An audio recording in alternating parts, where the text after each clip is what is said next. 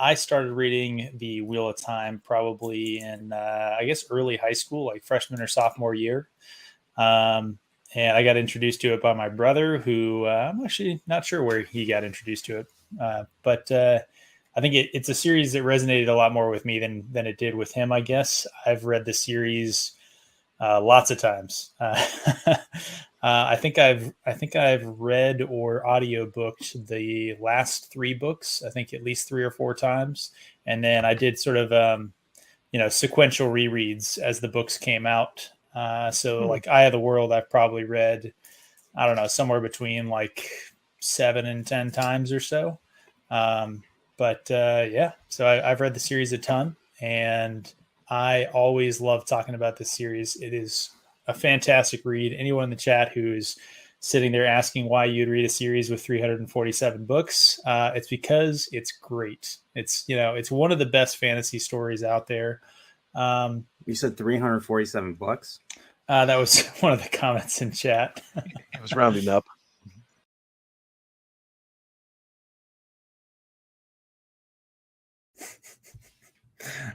All right. Fine, Brian. I don't know why you got to do that. Why you got to be a jerk like that, Brian. But you know what? Be that way. I'm going to take the high road. Cheers.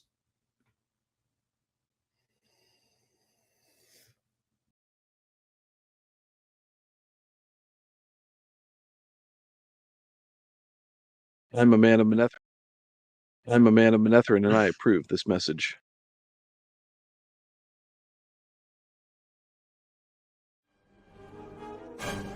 Last time on Revisiting the Wheel of Time. My gosh, we have a Mrs. Pips here. Well, welcome to Oriole. Look at that. Yep. See, now you've gotten me, all of my alternate accounts, and my wife are all subscribed. I don't know. I don't think she's a member of the Nerdporial Continuum, though. We'll work on that. That said, I'm not sure that I want her to grow extra chest hair and like all of the other things that come along with being a member of the Nerdporial Continuum. I am everywhere. I have evolved because of the Continuum. I have reached a higher plane of existence because of your membership perks. And then we get to another nice little chapter. I'll give you a little hint about the Aiel because we're whiskey streaming bros. The Aiel is where Robert Jordan inserted whiskey into the Wheel of Time. No shit. The Aiel are some whiskey drinking bros. No fucking shit. Oh my god. Can't wait. Right there. That's all you need to know about them. Just badasses drinking whiskey, having a good time. And it gets to a point where all of a sudden there's this big explosion in the water next to them, and so apparently they have these channelers that can shoot like fire explosions from the water. And he's like, "Oh, I am fucked if I keep this going." So he surrenders. Aes Sedai. Two different cultures have reacted two completely different ways to the mention of Aes Sedai. And now the conclusion.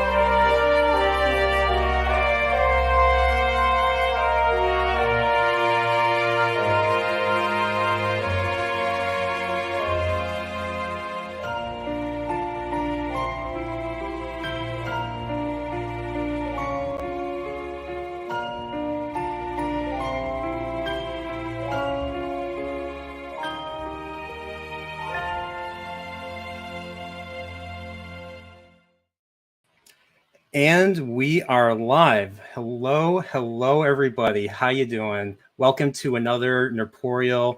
I guess I can call it book club. Book club talking about, been doing the Wheel of Time. So this is the final chapter or the final part of discussing the Great Hunt. So we're going to be covering chapters 35 all the way chapter 50. So we're going to be probably skipping a lot of stuff. So bear with us. So yeah, can't wait to talk about this. I powered through the book yesterday morning. And it was just crazy. I just got so tired reading it. I just couldn't stop. That's how crazy it is. So, but without further ado, I want to say hello to everybody in the chat. I want to say hello to Pips. I'm actually going to read his chat for once. Nerporial likes to live dangerously. Oh yes. And then we got Man of Manethrin. He says, "That is a lie, Brian. From the pit of hell I stab at thee." I think I've heard that in a movie and in a book too. So. We got Jacob Ironside. What's up? Daniel. Let's got Daniel. Got Kyla Dare. Premium Trial says greetings. Welcome. I don't know if I've seen you around before, but if you've been here, well, sorry, but welcome. Thanks for being here. And I think that's it. So let's bring everyone in. So we'll start with the special guest. He's my regular on my Picard streams. You know him. You have to meet him at least once in your life. Alex Green of the White Cloaks. What's going on, sir? Not much. Good to be here again as always. This is one of my favorite books, so it's awesome to be here. Oh, well, thanks for being here. I can't wait to talk about it. And I basically what I did was I reused your intro from the Picard review, and I just put it on this. So you got the least funny of it. So I take responsibility. So. I think that's on me to be more entertaining, such that you have better material to edit in. But yeah, that's true. I'll take that on me. All right. So next up, we have not just a man, but we have a massive 2001: A Space Odyssey fan. Nathan, what's up? I loved your reaction. You flipped me the bird. I was hoping you would see that in the backstage. I was dying, dude. Yes, yeah, that you bastard. Anyway, glad to be here. This book is, man, it's phenomenal, and what an ending. That the last set of chapters is just a freaking flight of awesomeness. Yeah, I agree. I'm gonna be asking a bunch of questions tonight, so be ready. I mean, this might be more of a question. Read and find out. Okay, read and find out. Thanks. All right. But yeah, once again, thanks for being here, Nathan. And I want to give the man of the hour or this episode a welcome, and he's not a bloody gelding, I guess. What's up, Pips? How you doing? Hey, how's it going? Yeah, after that intro video, I need to change my little tagline there to just make sure everybody knows. Stop assuming my gender. It's 2023. Past that, we're better than that, people. You should add not a bloody gelding. Nerporial is a jerk. Otherwise, something like that. The Nerporial is a jerk. That's implied. Yeah.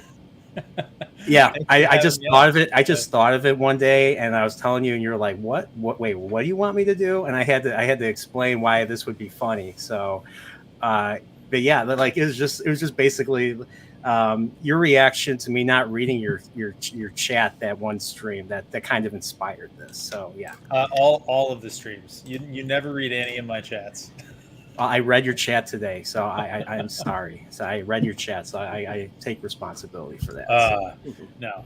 Yeah, thanks for having me on. Like these other fine gentlemen have said, this is definitely one of my favorite books.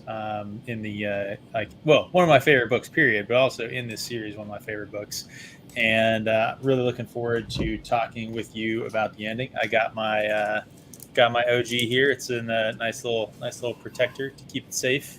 Yeah, Pips demanded that he read a certain passage from me. He said if I didn't allow it, then he wanted to partake in it. So he had literally had me between a rock and a demone right there. So Yeah, there is a part of this book and the chapters we're going to cover here that it is near and dear to the heart of every white book, and needs to be read really proselytized. That's really what needs to happen. It needs to be. We're going to use your platform.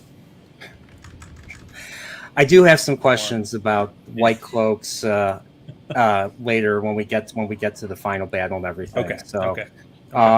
but other than once again, like, did you like the brand I gave you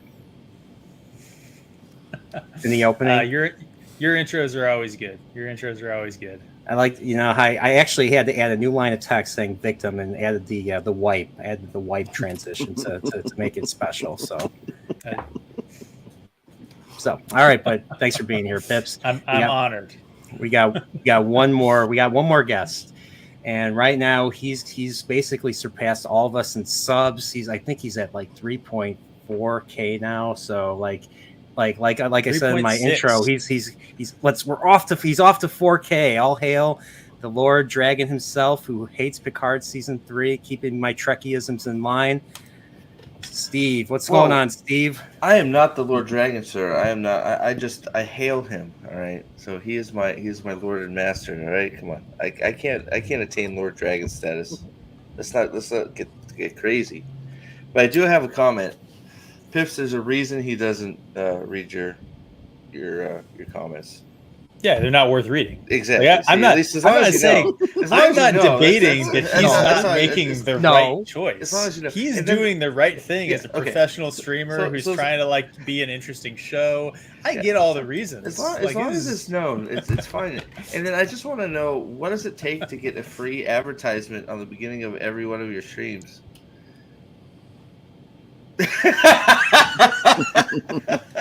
I'm interested what Pips or Alec, I guess it could be either of them. They're both White Cloaks, to get that like minute of coverage there. That was interesting. Just to see. I'm not sure what you have to be a charity case. I guess not. So is that you're why? You're why on your way to 4,000? You're big time and already. Big time and already. Yeah. He's gonna pass before you know. He's gonna pass Zax. He's gonna pass Neurotic. I think he's gonna pass Critical Drinker. He's gonna be a 2 million. I mean, he's gonna be a 2 million within by the end of the summer. Alex was offended. Yeah, we PewDiePie, watch out. Might be. He did have no problems with the mic check on his sign in today, which we should have expected him to lose connection or something like that. Yeah. He's going too well, right? Steve's not going to get too big though, as long as he keeps on keeping those guns covered. Though, I mean, Nas is in the chat somewhere, I'm sure. Yeah. Nas has been a busy boy lately, so. Yeah, I added Nas's. I have kept Nas's comment. He's like, if this becomes a Wheel of Time channel, I am totally unsubscribing. So, I think I told you that before you did your first video. I was like, yeah, turn this into a Wheel of Time channel like it was always meant to be. And more likely to be a Star Trek channel than the Wheel of Time channel. I'm just saying, What chapter are we starting with here? There's 35. There we go. 35. The Steading Sofu. So I'm going to kind of put in. We're going to try and mix, like Andor's episodes. I'm going to mix the 3 chapters in its own little arc. So this will be arc 1, and then the Egwene stuff, chapter 40, 41, and 42, where she gets captured by the Sean Chan, will be like arc 2, and then the finale, I think, after that. So yeah, I thought it was interesting them getting into a steading, and Rand being in the steading for the first time, and there's quite a bit of world building, I believe. Like, we learned quite a bit about the Ogiers, and like the fact that they're since the breaking of the world, they had this thing called the Longing, which meant that if they were like they're kind of like Vulcans from Star Trek. Like, if they stayed away from Vulcan too long, they would die, or something. But it wasn't like Ponfar. I think it was just this urge to get home, I believe. So, I thought that was an interesting little thing to add to the world, and and we got, I think we got a little bit of poetry, got a little bit of we got one poem in this chapter. Like the Ogiers, I think we're singing a poem. I don't have the poem with me, so I have to look at that one. But yeah, it was a very simple chapter. They encountered like a little bit of a standoff with some Aiel women, some shield. What are they called? Shield maidens. Mm-hmm. Maidens of the Spear. Oh, sorry. Why did I say shield? Oh, yeah. It must be from some other franchise. So, let's see. The spear standoff we talked about. They talk about the pact. Will we learn more about the pact? Remember the pact. Which pact? What are you talking Yeah, about? the pact is just the Pact thing in with the the- ogre setting. So it's just Yeah. the agreement that no violence should be done in the setting. It never really Oh, gets built out. It's sort of implied by context clues of just like as you see the way the Aiel respond, a couple comments are made later. I don't think it ever gets mentioned again in the series. It's just sort of the general idea that like basically the worst thing you can do is break an oath sworn on your, hope of salvation and rebirth and do violence in an ogre setting. Yeah. So Well, we're there's also the funny thing, like if he's the one thing that so Loyal has been pretty like unsettled like last couple chapters, especially coming into this setting. He's worried his mother's going to find out, his parents are going to find out where he is, and they're going to force him to marry somebody and settle down and get rid of that, that adventurous, have a woman like, settle him down and everything. And that's something he just doesn't want to do. It's something he just doesn't want to do. And so like he doesn't even have the nerve to go when they eventually go to the elders, when they have an audience with the elders. And what's funny is the elder, I forget her name, but the elder's a woman, and then there's 3 men and 3 women on the console. And I just like how like the moment that they bring up Loyal and where he's from, he's from Shang-Chi setting. Rand and Matt and the rest of and Perrin speak up for him, saying we need him to come with us. He can't stay. He shouldn't go home. We need him with us. And I think one of the most heartfelt moments in this arc was when, at least for me in particular, was when Loyal was asking, like, are you guys are my friends, right? And they're like, yeah.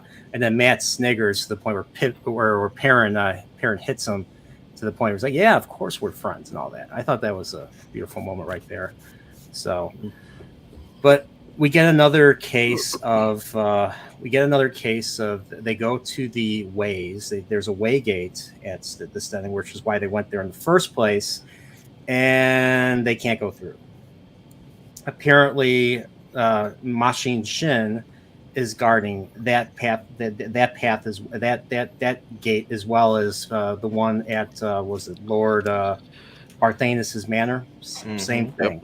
Yep. I'm followed them curious all the way why. there. I'm like, why? Why is the Black Wind so eager to get Rand in particular? And I can only think of one explanation. Thane. Who? Thane. Oh, sorry. No, I know. Hadden Thane.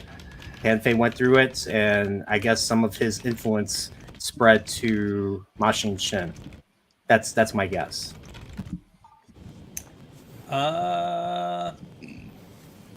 So, would you guys agree with me that we don't? Fairly apparent based on context clues. At least that's my recollection. Pips, tell me if I'm wrong here.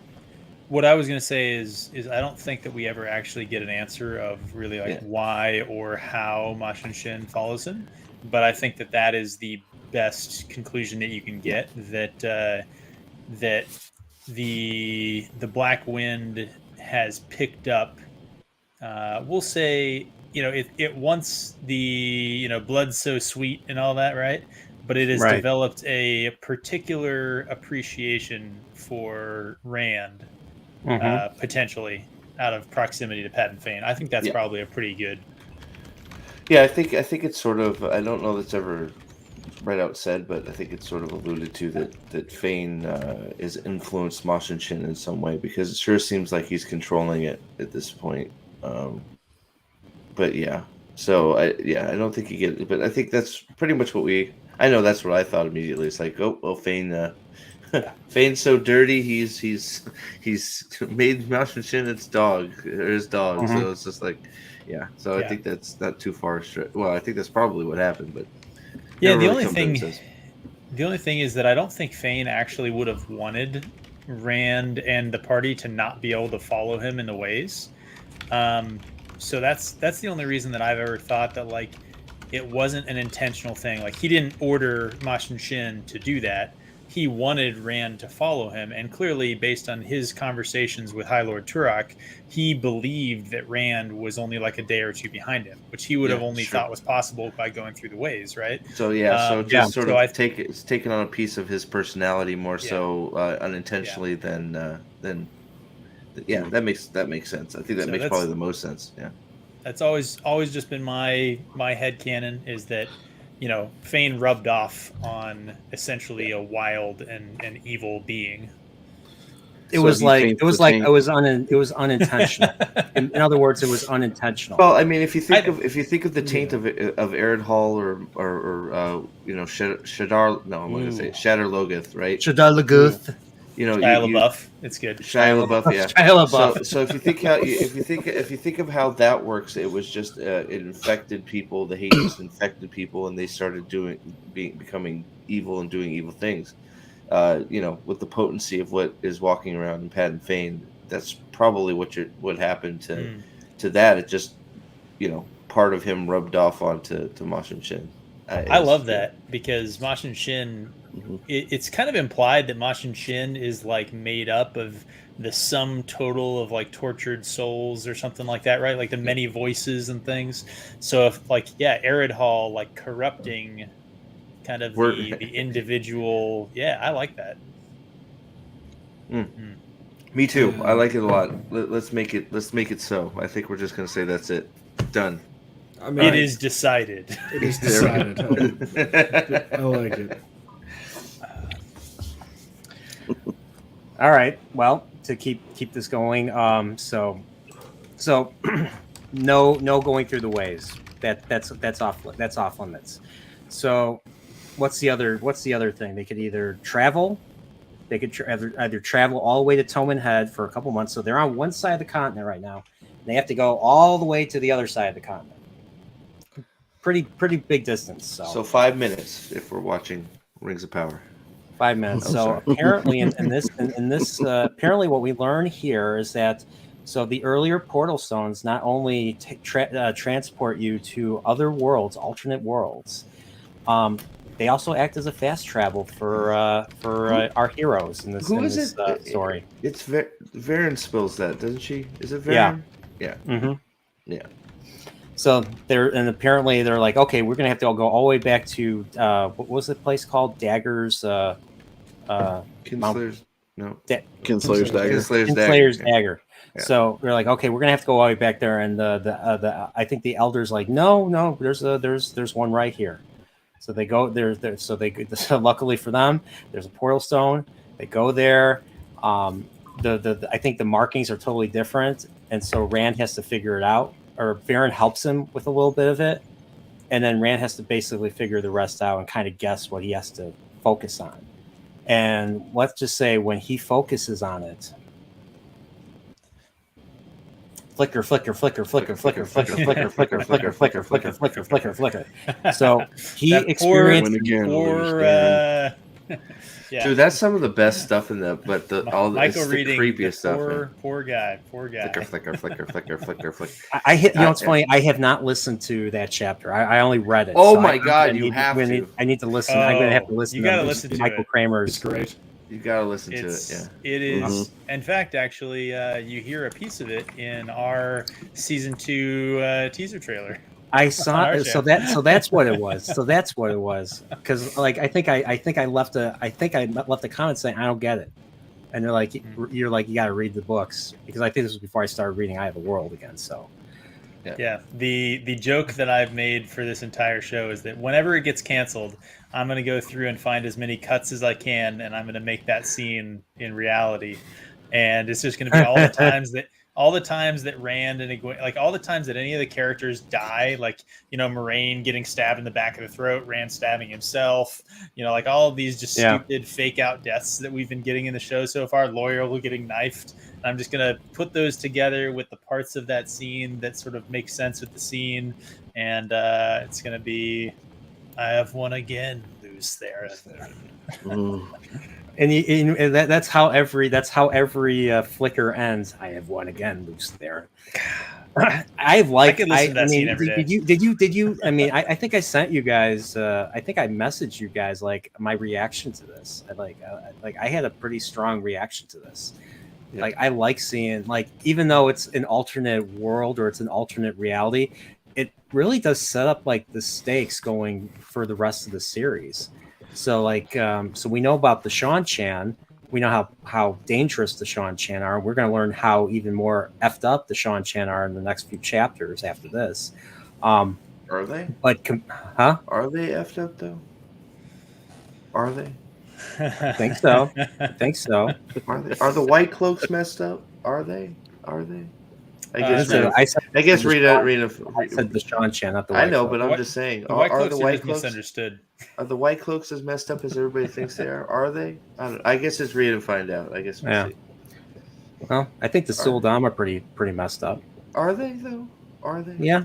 I guess we'll dehumanizing. I think that's pretty bad. Steve, for the rest of the stream, you just have to be like, "Are they? Is it? Will they? Will they though? Are they? Maybe. I don't know. Are they messed up? This is just another turning of the wheel. Maybe they're just misunderstood. I don't know. I guess Steve is working on his psychiatry degree. He's just going to keep on. And how does that make you feel? How do you feel about the Suldam?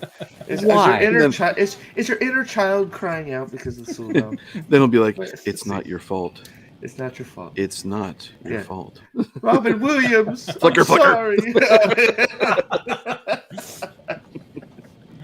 I don't like female channelers. You're right, Daniel. I don't not at all. In fairness, have you met any of them? Have I met it? You're having a little audio issue again, Alex. Sorry, I didn't. Yeah, I don't want to be that guy. You sound like you're from I was watching you from an old television with an old TV antenna type deal. Have you met any of the female channelers? You wouldn't like them either.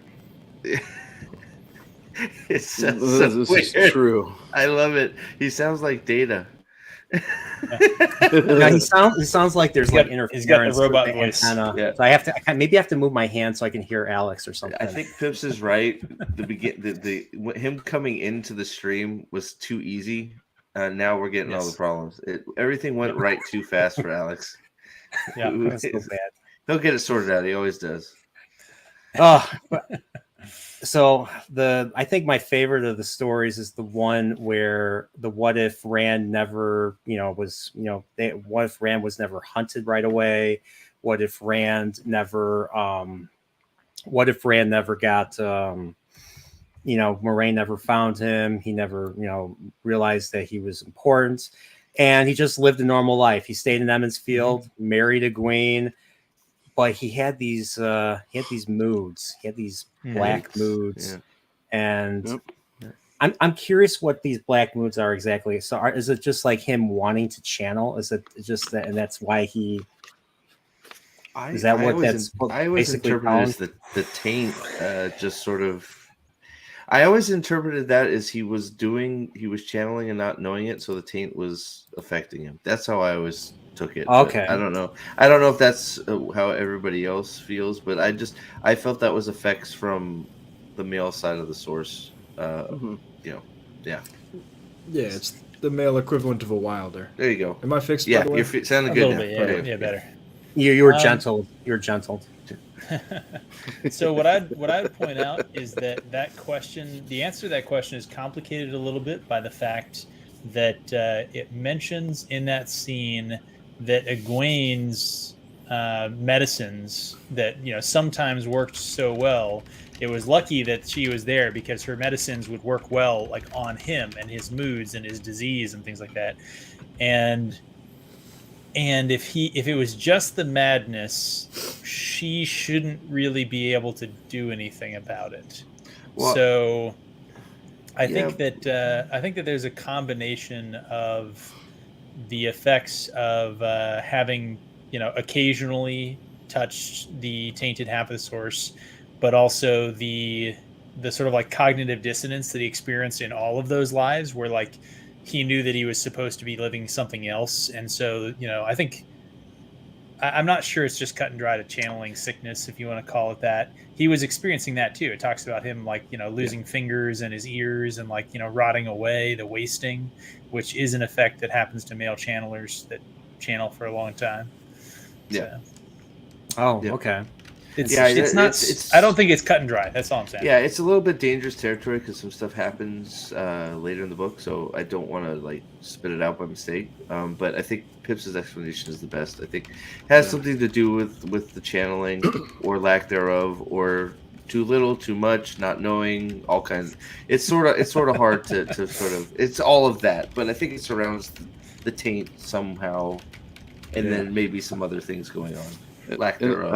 I also think it's an interesting way for an author to explore all this fate versus destiny or free will type of things. Like you're on this one path, and then you get all this flicker stuff. Is all the what if questions that you go through in your lifetime. Yeah, it's so good. It's a very cool way to do it. Exactly. It's so good. Just like no matter what, things go bad when Rand is not the dragon.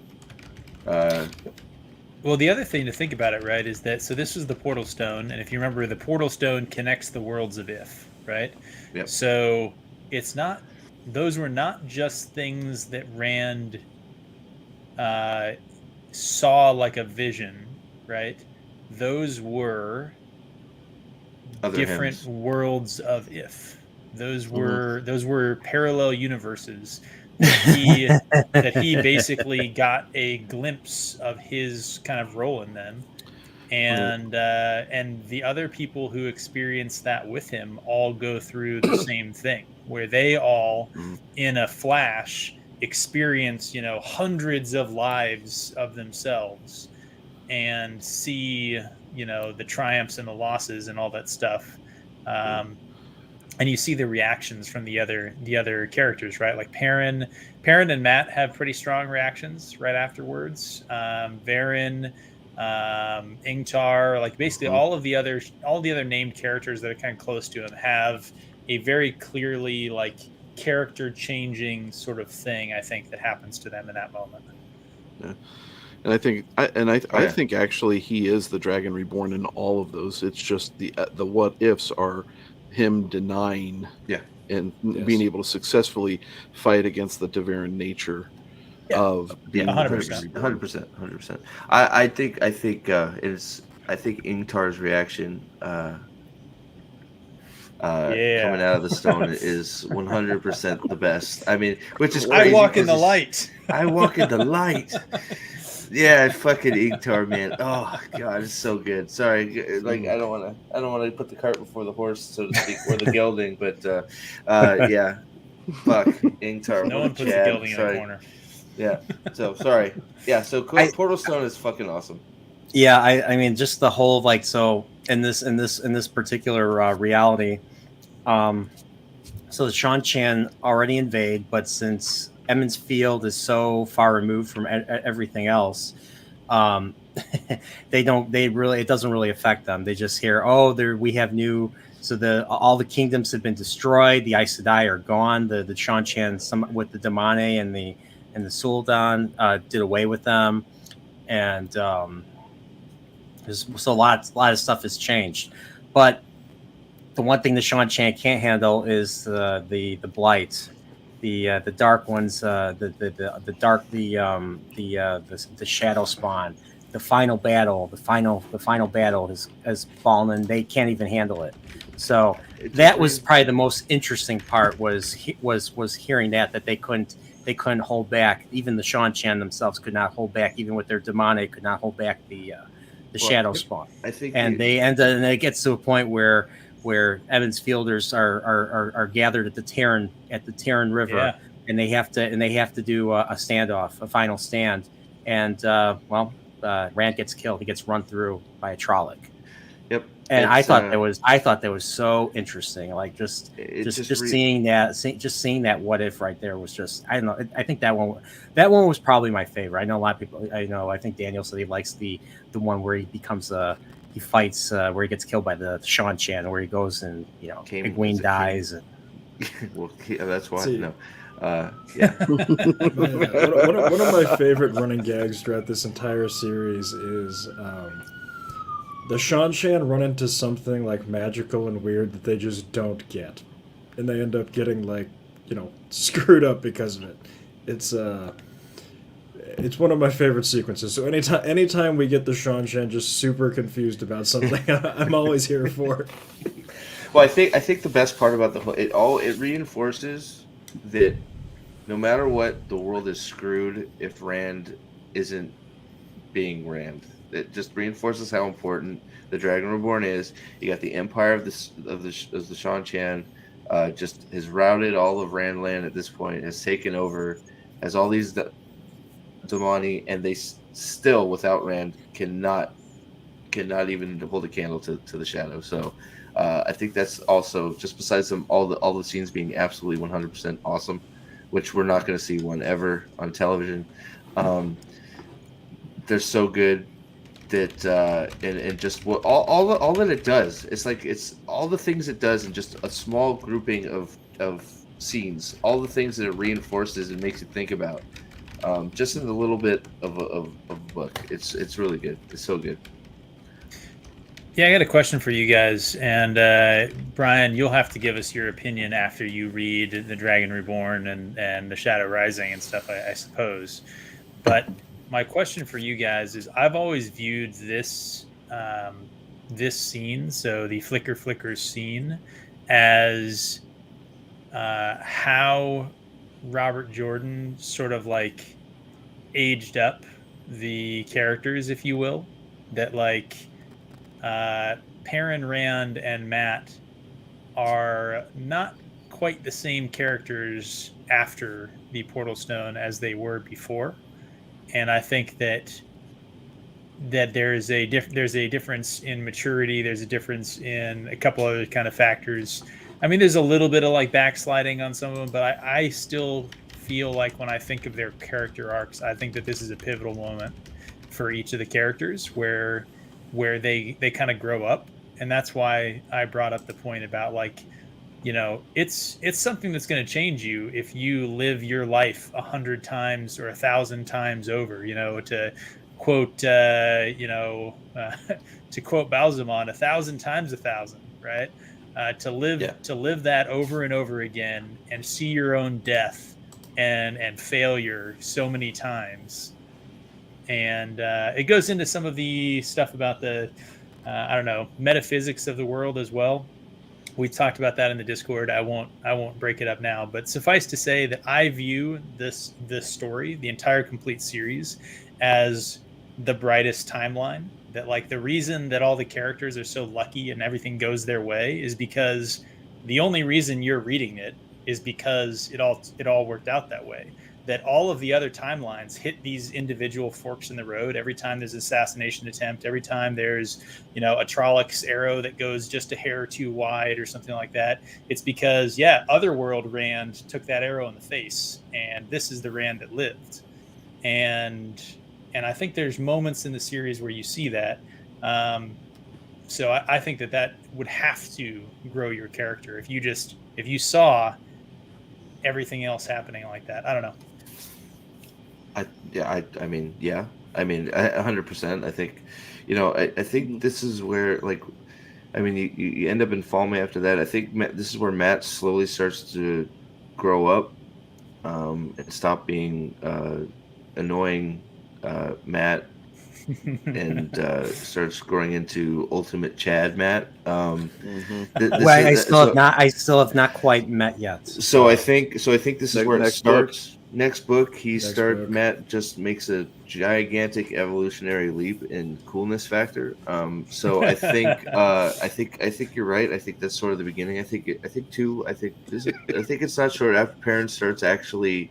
I mean, it takes him a long time to sort of embrace the wolves, but I think he makes makes a change after this and is actually sort of, at least to himself, acknowledge that he can do this. He doesn't really announce it to anybody. His line when he came out of it, and I'd have to go find the exact thing here, right? But his statement is, oh man, I almost flipped right to the page. So give me a second here. He basically said, we can't avoid it, can we? It's sort of like this is we're in this. This is we have no choice. Yeah. Yeah, I think that's because so Ingtar says, "I walk in the light, I will find the horn." And then it goes, so there's Rand and Matt, and Perrin says, "We don't have many choices, really, do we, Rand? Whatever happens, whatever we do, some things are almost always the same."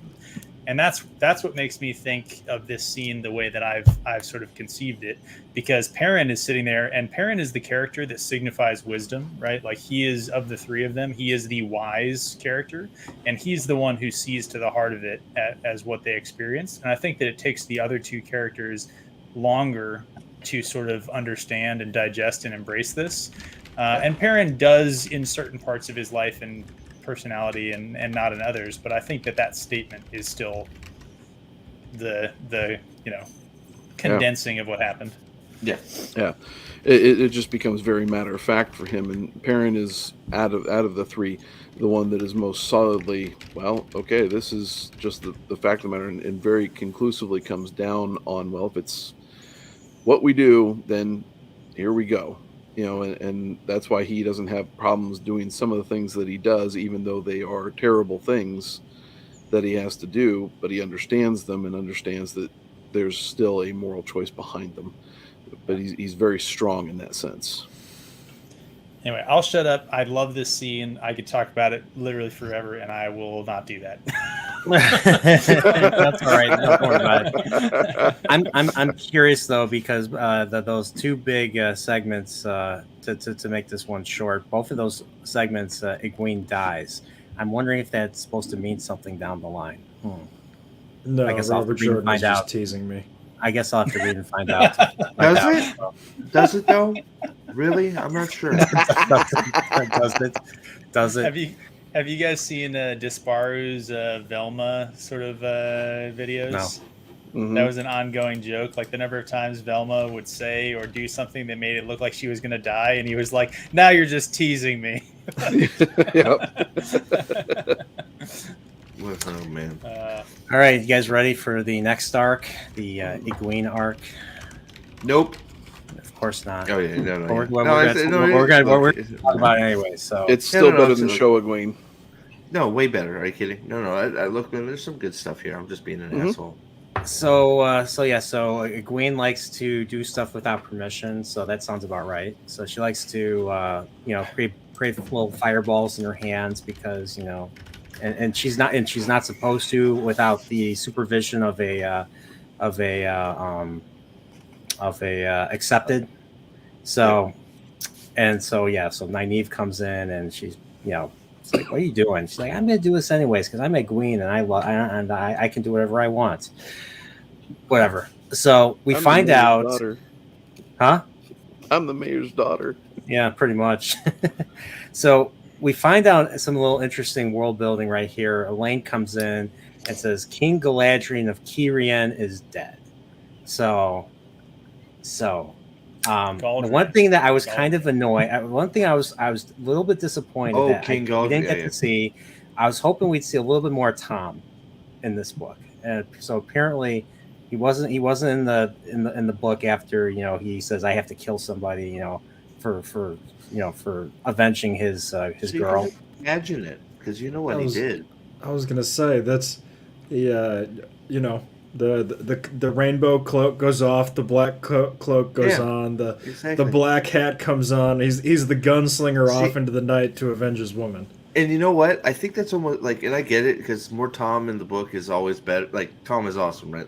That's not, but this is almost in a way better because you just get to think about how he did this, right? And we all know he did this, right? But it's just like, and he's just like, I don't care. I'm gonna start I'm gonna start a war because this dude killed my woman. I loved her. You're dead. But and there's just you can think about him, all the things he's doing with his gleaming skills and his limp, and just like it's like, dude, we couldn't get shown that scene because it's too much of a cliche to have Tom Maryland walking away from exploding palace behind him and like not looking. Like it was too cliche, and he couldn't write the story in any way that didn't end that way. And he's like, I disagree. He did write the story. It's called John Wick 1. Yeah, I was gonna say it's Tom Wick. Yeah, I was gonna say the exact same thing. Tom Wick. By the way, I think the fourth one comes out pretty soon, doesn't it? There's something like 2 there. weeks. I think we need to take the real Tom Maryland's face, the cartoon one with the Yosemite Sam kind of mustache, and just paste it over, and there you go. I like Tom it, Wick. Tom Wick. So somebody's got to make it now. Tom Wick. There we go. And I guess to skip pretty much the rest of this chapter, I mean, what really happens is Leandrin comes in and she dismisses. So you have there was men and Elaine were in the room. She dismisses them, and now she's like this. I think she tells them, "Oh, the Black Odds are wandering the palace. You're not going to live the night if you don't come with me." And I think she also says, "Oh, Rand and them are in danger." I'm like, "Oh no, what is she gonna do? What is she gonna do? What is she leading them into?" So they get they end up leaving with her. They sneak out of the palace. It was a nice little tense moment, them trying to sneak out and everything. And what's funny was Elaine and Min overheard the conversation because they have like a little peephole that they can listen in on. So when they meet up with Leandrin, she's like, "You were supposed to have. It was only supposed to be the two of you. What's going on here?" That's how I imagine her. Like, she's beautiful, but that's how I imagine her talk. Is that what I just did, kind of. So I imagine just a nasty tone right there from her. Yep. And I did not get that from. And what's weird is I actually imagined the actress. From the show initially. I know. I think Leandrin is one of those Tolkienian kind of villains, right? The looks fairer and feels fouler, I think. So I think that the way Robert Jordan describes her, like, I would expect her to have a fairly, nice voice, and she's described, I think, generally as fairly pretty, although young but pretty, and feels fouler. Yeah. So I believe she leads them to like a grove, the grove that's nearest to Tar Valon, and they get to they use the Avendasora. They get to the Ways, no Mashin Shin anywhere, and they just they're just hanging out in the Ways, and then skipping that chapter. And then they get to Toman Head, and they get caught. They get captured. She basically sells. She's a slaver. She literally sells Elaine. She sells them all to slavery. But Elaine and Nynaeve managed to get away. I forget how exactly they get away, but they managed to get away. And poor Egwene is caught, and she is collared, and she is tortured by what's her name, Renna. I was like, oh, they better do something about Renna at the end of this. So, oh my god, I don't think I've ever seen anything this crazy. Lyle Hammock coming in hot. Oh my god! What up, Lyle? Sorry at work. So Lyle Hammock I didn't mean to say Hammock. Lyle Hammock for $50 US. What's up, gents? I'm busy at work and can't stay, but The Great Hunt is my second favorite of the Wheel of Time series. The ending is one of the best I have ever read, and I will not tolerate any criticism of Egwene, the second Nest character in the book. Hail. We love you. We love you, Lyle. Wait a second, I was with you for a minute. What happened? Lyle's got hot takes, and we love Lyle for his hot takes. I don't know which is a hotter take. Egwene is the second best character in the book, or early Rings of Prime Lyle take. He didn't turn around. This one is worse. This one's worse. But Lyle, thank you. Cheers. This is not a drink. This is actually my sparkling grape raspberry ice. But cheers, anyways. And it's too bad we were ships sailing in the dead of night when you came to Chicago. Hopefully, we'll meet up at some point. Thank you. Look, there's a lot of people that actually like Egwene quite a bit, and I have a problem with some of the things she does, and especially later how she treats Rand. But she has quite the evolution. We'll just leave it at that. Or does she? Does she? There's a lot of people. There's a lot of people that like Egwene. One of those people is Rafe Judkins. Oh, yeah. And we shouldn't say that. We shouldn't encourage him, right? Yeah. That doesn't reflect on any of the other people who also like Egwene. I'm not saying that it does reflect on them. You're not saying they're all wrong because of Rafe. Yeah. Yeah, we shouldn't be encouraging Rafe to do anything. You're right. Damn it. So I forget. There's no mole on there's no mole on this on our Egwene, right? I had to get that highlighted real quick. Sorry. If you weren't ready for it, I had to get it up there. Charge of the stream. Who's the master? You're the Damane, Steve. I'm the Suldan. Oh, okay. I'm the Suldan. Daniel, take your $5 back. Steve, tell yourself never do that again. If you do, you're going to get sick to your stomach and stuff. Bad. All right. Thought Lyle came in hot. Damn, Daniel. All right, I'll read Daniel's $5 super chat. Thank you, Daniel. I agree with Lyle. Egwene being tortured is the second best thing that happened in this series. Oh my god! I can only hope we see it in the show. Oh my god, this is so bad. But yeah, I'll be honest. I was actually the way that they torture, the way that they control and torture the Damani made me think of. Sorry, man, bringing Star Trek into this. There's an episode called Dagger of the Mind where there's this booth and this device that allows you basically to control how people feel and control what how they think. And that's kind of what I gathered from this. So like with that whip, or not that whip, that collar, like they can force people to feel a certain way about any type of action. So if they try to take off the collar, any thought of them taking off the collar would cause sickness and intense pain, and that's exactly what happens in the Dagger of the Mind episode, the original series. Great episode, by the way. So yeah, I had to bring Star Trek back into this. So I would expect nothing less. Don't read chat for a few minutes. I got you. Don't read. Seriously, no. Seriously, don't read chat. I see you looking at chat. Stop it. I got you for like 5 minutes. Good. All right. So everyone post nothing in the chat. Just push those comments up.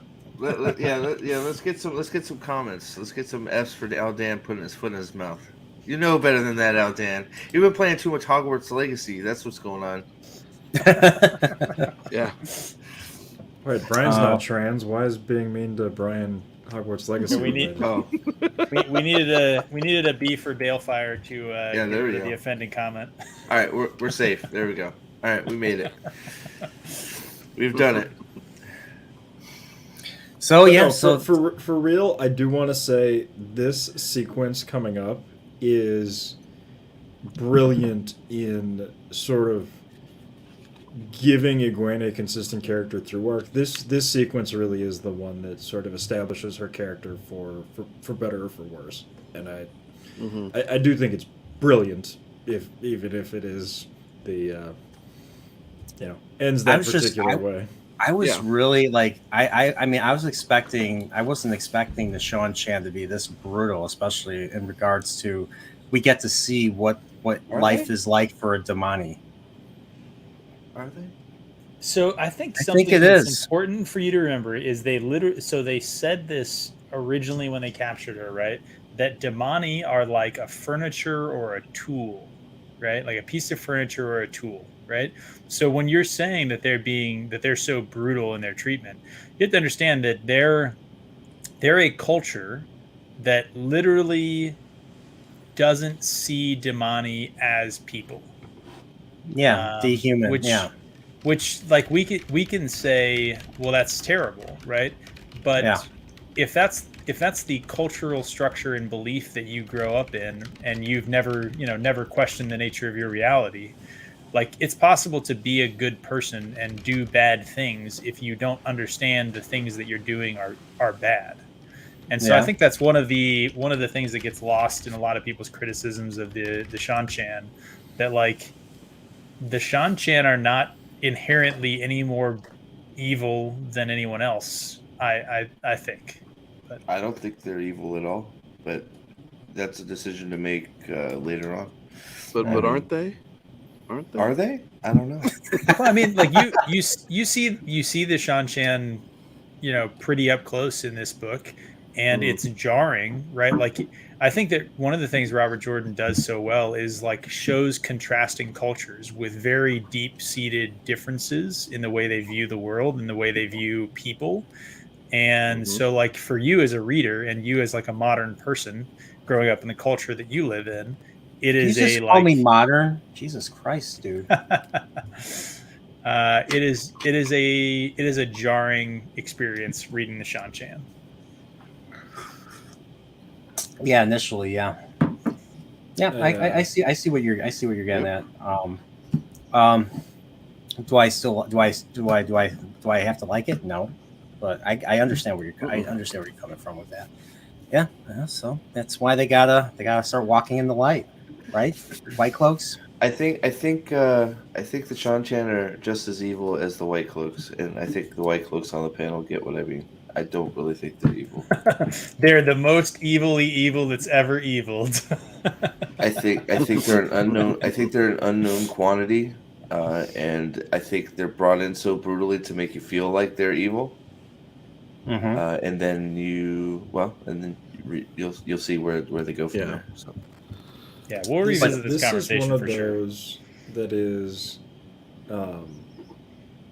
There's a thing in this series that I think is really interesting, and it is the conversation of what is better, death or bondage, and it happens a lot. But this is one of those where, the option that they basically have are enslave them or kill them, because they have, they would have so much power.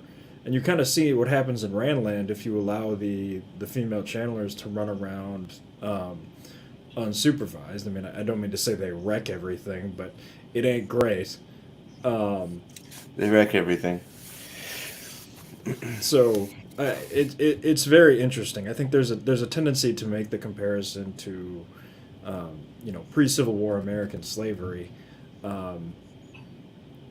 So I guess I'm kind of on board. The Sean Chan are pretty evil, but I think it's for. I don't think it's as cut and dry as that comparison is often made. Yeah. Well, it's just like when you look at America pre-Civil War, you can look at that period of time in America where America was actually a very good country, very good place to live, a very good place to flourish. And you can't sit there and say, well, but they had slavery, and then just say, well, then America is completely inherently evil as a result of it. Nothing is monolithic, right? And as this story progresses over the rest of the books, you'll find out that there are facets of that society that aren't the evil aspects that they're introduced with here. Yep, and I think this is a conversation. That, It'll go. Yeah, we need to stop it. This yeah. gets derailed. Yeah. So let's Nerdpoil, why don't we move along? Yeah, or well, not only does it derail, but yeah, we're getting into some heavier stuff from later. So, yep. What's next? What's next? Well, okay, Where are we so Egwene is taken away. She is now bonded to freaking Rena, and I like that little conversation that Leandrin had with that High Lord lady. I'm assuming we're gonna High Lady Suroth. Yeah, is that her name? High Lady Suroth. All right. You will remember the name, sir. Okay. Yeah, because I know there are a lot of characters were unaccounted for at the end of this book. So I'm assuming we're going to see them again. So. Oh yeah. And now that now that they know Leandrin is Black Aja, and they're going back to the tower, I'm curious how that's going to be handled. Is Leandrin going to go missing, and she's going to? Are they going back to the tower? Hold on a sec. Is it? Oh God, man! Is this a spoiler? Like, oh man, I don't want to mess something up.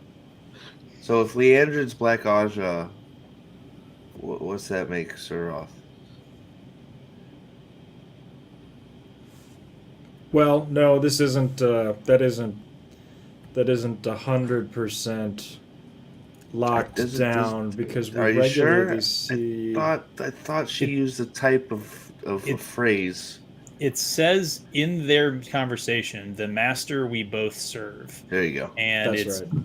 pretty clear what they're talking about, to the point where when Egwene is asking Rena, like, who's the master they were talking about? And Rena's like, the affairs of the High Lady aren't for us. You're like, idiot. Well, Like, you are an idiot. So High Lady Suroth is, you know what I'm saying. I want you to say it, not me, because filthy. She's Black Aja. Well, she's a dark friend. Dark friend. Yeah. So yeah, that was pretty obvious. Yeah, we knew, who their master was. So, but then that also shows you that the dark friends and the dark have no borders. So the dark friends everywhere. are not just on Randland, but they're also in Shan as well. Yes. Interesting. Yep.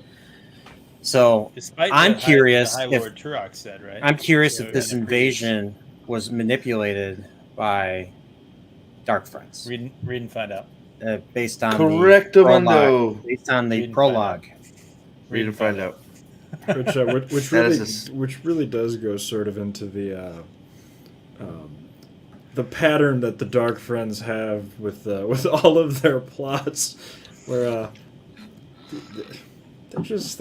they struggle sometimes. It's not easy being a dark friend. It's like their Aes Sedai. I mean, good lord. The dark one's not getting their best. Like, that's the thing that the show did so annoyingly, where it tried to make dark friends like empathetic with that stupid bartender, and it's like, no, they're not supposed to be empathetic. Generally, they're idiots and terrible. Idiots, They're the worst. idiots. Yeah. They're selfish. They're they're entitled. selfish They idiots. think that they deserve things, so they literally sell their soul for Souls, family souls, everybody's souls for power. It's like, oh my god, yeah, they're not good people at all. Yeah. Oof. All right. So that's pretty much second arc, and then I think there's a couple of in between chapters before we really get into the thick of it. Or there's this one in between chapter with Rand, so they're like hanging out. I think they're wandering Toman Head. I think they come across like several like villages that have been destroyed or abandoned, and They figure out they're like what? Is that when they figure out they're 2 weeks behind, or they lost 2 weeks? I think they're 4 months. I think they Is it said 4 months? How it's many? like 4 months. Knows. It was a while. Yeah, Sorry. I think 4 months. Yeah, 2 weeks was way too long, too short. Sorry. Yeah, it's another sort of Taviran thing, right? Where like it gets them there at the right time for them to need to be there. It also prevents Matt from dying. Matt probably would have died if they had gone really any other way. So. Yeah, that's true too. So, This is the pattern literally puts them on the bench until it's time for them to get going. hence one of like Fane said, one of his disappearances of Rand's Yep. disappearances, kind of. Yep. Yeah. Yeah. Which is crazy. Like if you consider that the fact that this entire series takes place over 24 months, they lose 4 of those 24 months in What If Land. So Yeah. Crazy. Interesting. Going through I this didn't even think again. of it that way. I didn't even think of it that way, that they were experiencing all that in 4 months. Yeah. Yeah. Wow. they were Going probably through this experiencing again it, as well, talking about Patton Fane, his not being able to feel him. Just kind of a random thought that I had going through this again was, I wonder what Patton Fane was thinking during this 4-month process. Was it like Rand just completely gone, like altogether gone for 4 months? Maybe it was like Or maybe it was like how you're an addict and you have that hole that you need to fill it with. Well, Rand wasn't there to fill that hole. So at least that's how I said. That's kind of how I think of it. Yeah. I don't know, but not taking that bait. So they I think they find like they find like a cabin or like an inn to stay in, and I think Rand goes to sleep, and he has another encounter with Ba'alzamon, and I think it's just another it's just not more goading, saying alive or dead you're mine, blah blah blah, and I think he keeps calling him Lews Therin. So I'm assuming this is going to be a thing for the rest of the series. Like he's going to be kept being called Lews Therin by all these really ancient characters. Yes. Am I correct? Yes, and it is Like- fairly amusing in that if Lews Therin had been less of a dick in the Age of Legends, I don't think there would be any Forsaken. Like there might be like 3. But like, pretty much all the Forsaken really hate Lews Therin for something or another. So did the Forsaken? I'm trying to understand. Did the Forsaken always exist, or did they not always exist after that? I think we can Careful. cover this one. Careful. Be careful. You can tread lightly, sir. I don't think all of the Forsaken are bound the way that the dragon is bound. Yes, I agree with that. I think maybe one of them. Probably at least 2. Yeah. We can talk about this one. This will increase his enjoyment of this series. I feel like. Okay, this go ahead. particular- Go ahead, sir. So correct me if I'm wrong here, guys, but basically the Forsaken were all badasses from the Age of Legends who, for one reason or another, joined the dark side. Frequently because they were jealous or angry at or upset with in some way at Lews Therin. So when they get freed, many of them have very personal beef with him. So a lot of them try and take it out on Only Rand. 3, right? Only 3. 3 that I can think of. There's only 3. So the thing I was going to say is actually not all of them are like really big badasses. Some of them are kind of nobodies. So I the know, thing that you have to yeah. remember is that there were lots Oh, of... no. There were lots of, we'll say, 4. chosen, right? Only some of them happened to be sealed, right? The rest were, hunted down and killed off during the breaking. But then there's, how did those ones become sort of the highest level? It was mostly maneuvering within their own ranks and stuff like that. And I think it makes sense that, like, over time, they would grow to kind of hate Lews Therin because he's breaking in their shit all the time. Is the name are the Forsaken names going to screw anything up for him? No. All right, so Samuel, Samuel Damodred, Hudson. Yep. Yep. Demandred. Lanfear, Yep. I wasn't Yep. counting Lanfear, 4. but I you think got to count Lanfear. She's a woman She's scorned. maybe the she most doesn't hate him personal. though. She doesn't hate him though. So we said hate him.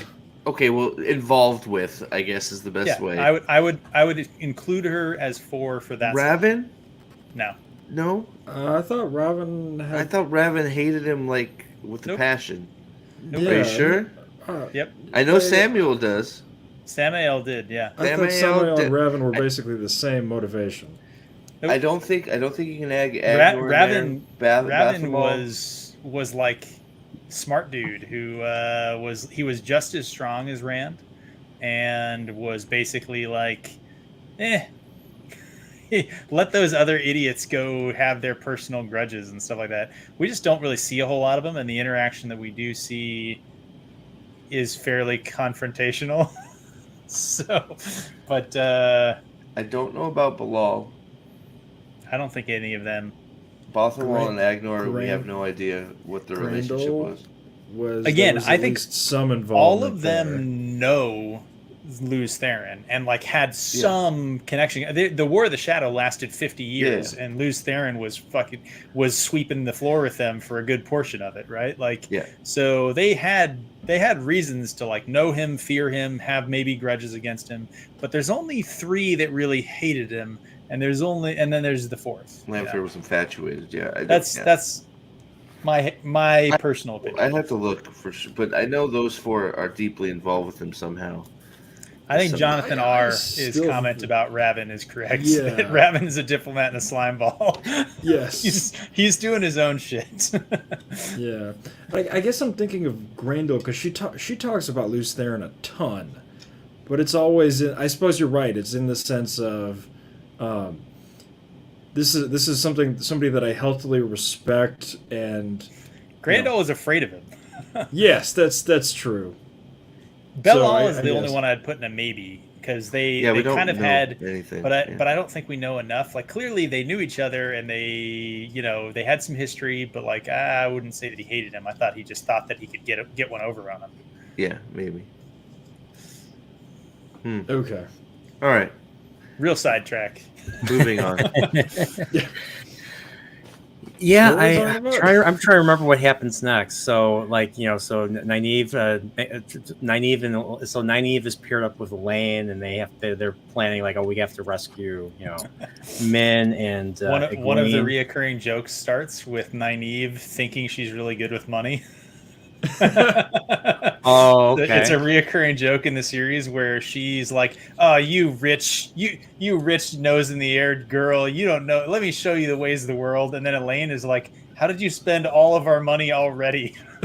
Yeah, and I like how Elaine is just like Egwene's like, or not Egwene, like Nynaeve is like, we have to be quiet, we have to be careful. And Elaine is talking out loud, and she's like, shut up. She's just like tells the daughter heir to shut up, just be quiet.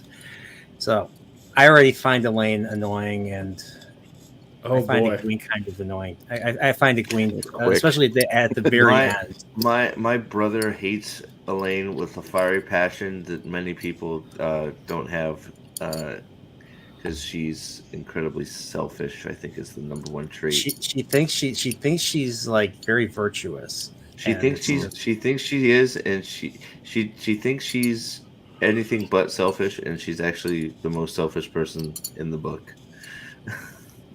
Sorry, but that's just how I feel. Yeah. You might have to skip Crossroads of Twilight. Yeah. Me? I already do, sir. I was talking to Brian.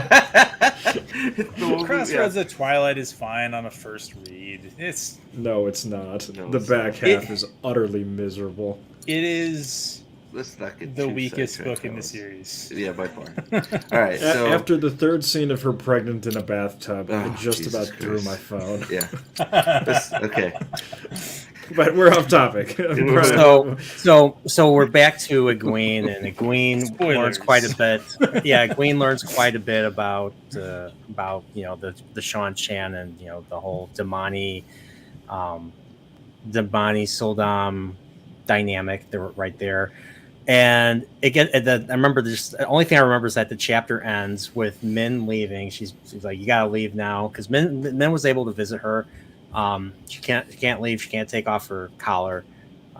So Min's forced to leave by Rena, and Rena's like basically torturing, punishing her. And you hear you like she's crying, and that's basically how the chapter ends. And Min's like, the next chapter, Min's like, hey, we have to get the fuck out of here. So I think she starts talking to Bale to see if like he can to come to some arrangement, convince him to try to escape and take her and Egwene with him. I think I forgot a lot of the because I really powered through this. I forgot some of this. I forgot the details. Okay, that's some of the important stuff. Is this the chapter where Egwene learns to basically blow shit up? No, this is the Min. I'm talking. This is the Min chapter. Oh, that's right. That's right. He meets Bale, and yeah. I mean, Jonathan R. said it in chat a while ago, but I think it's not to jumping ahead a little bit, but the amount of stuff she learns about channeling from her captivity is staggering, and I think it pretty much sets her up for the rest of the book because it puts her ahead of every other Aes Sedai in the world. I think. Pretty close. Before I go any further, I want to say thank you once again, Lyle, for the super chat. Thanks for being here, and you better go back to work. So, take care. Have a good night. All right. Yeah. So, Egwene was put through what's called forcing, where they expedite her training, force her to become, force her to realize her potential. Mm-hmm. And it's good to see how much of a difference that makes. So, that was it was pretty. These moments really kind of raised the stakes. I was like, I want her to get rescued. I wanted to see a little bit of revenge. I wanted to see a little bit of it, and you know what? It did pay off.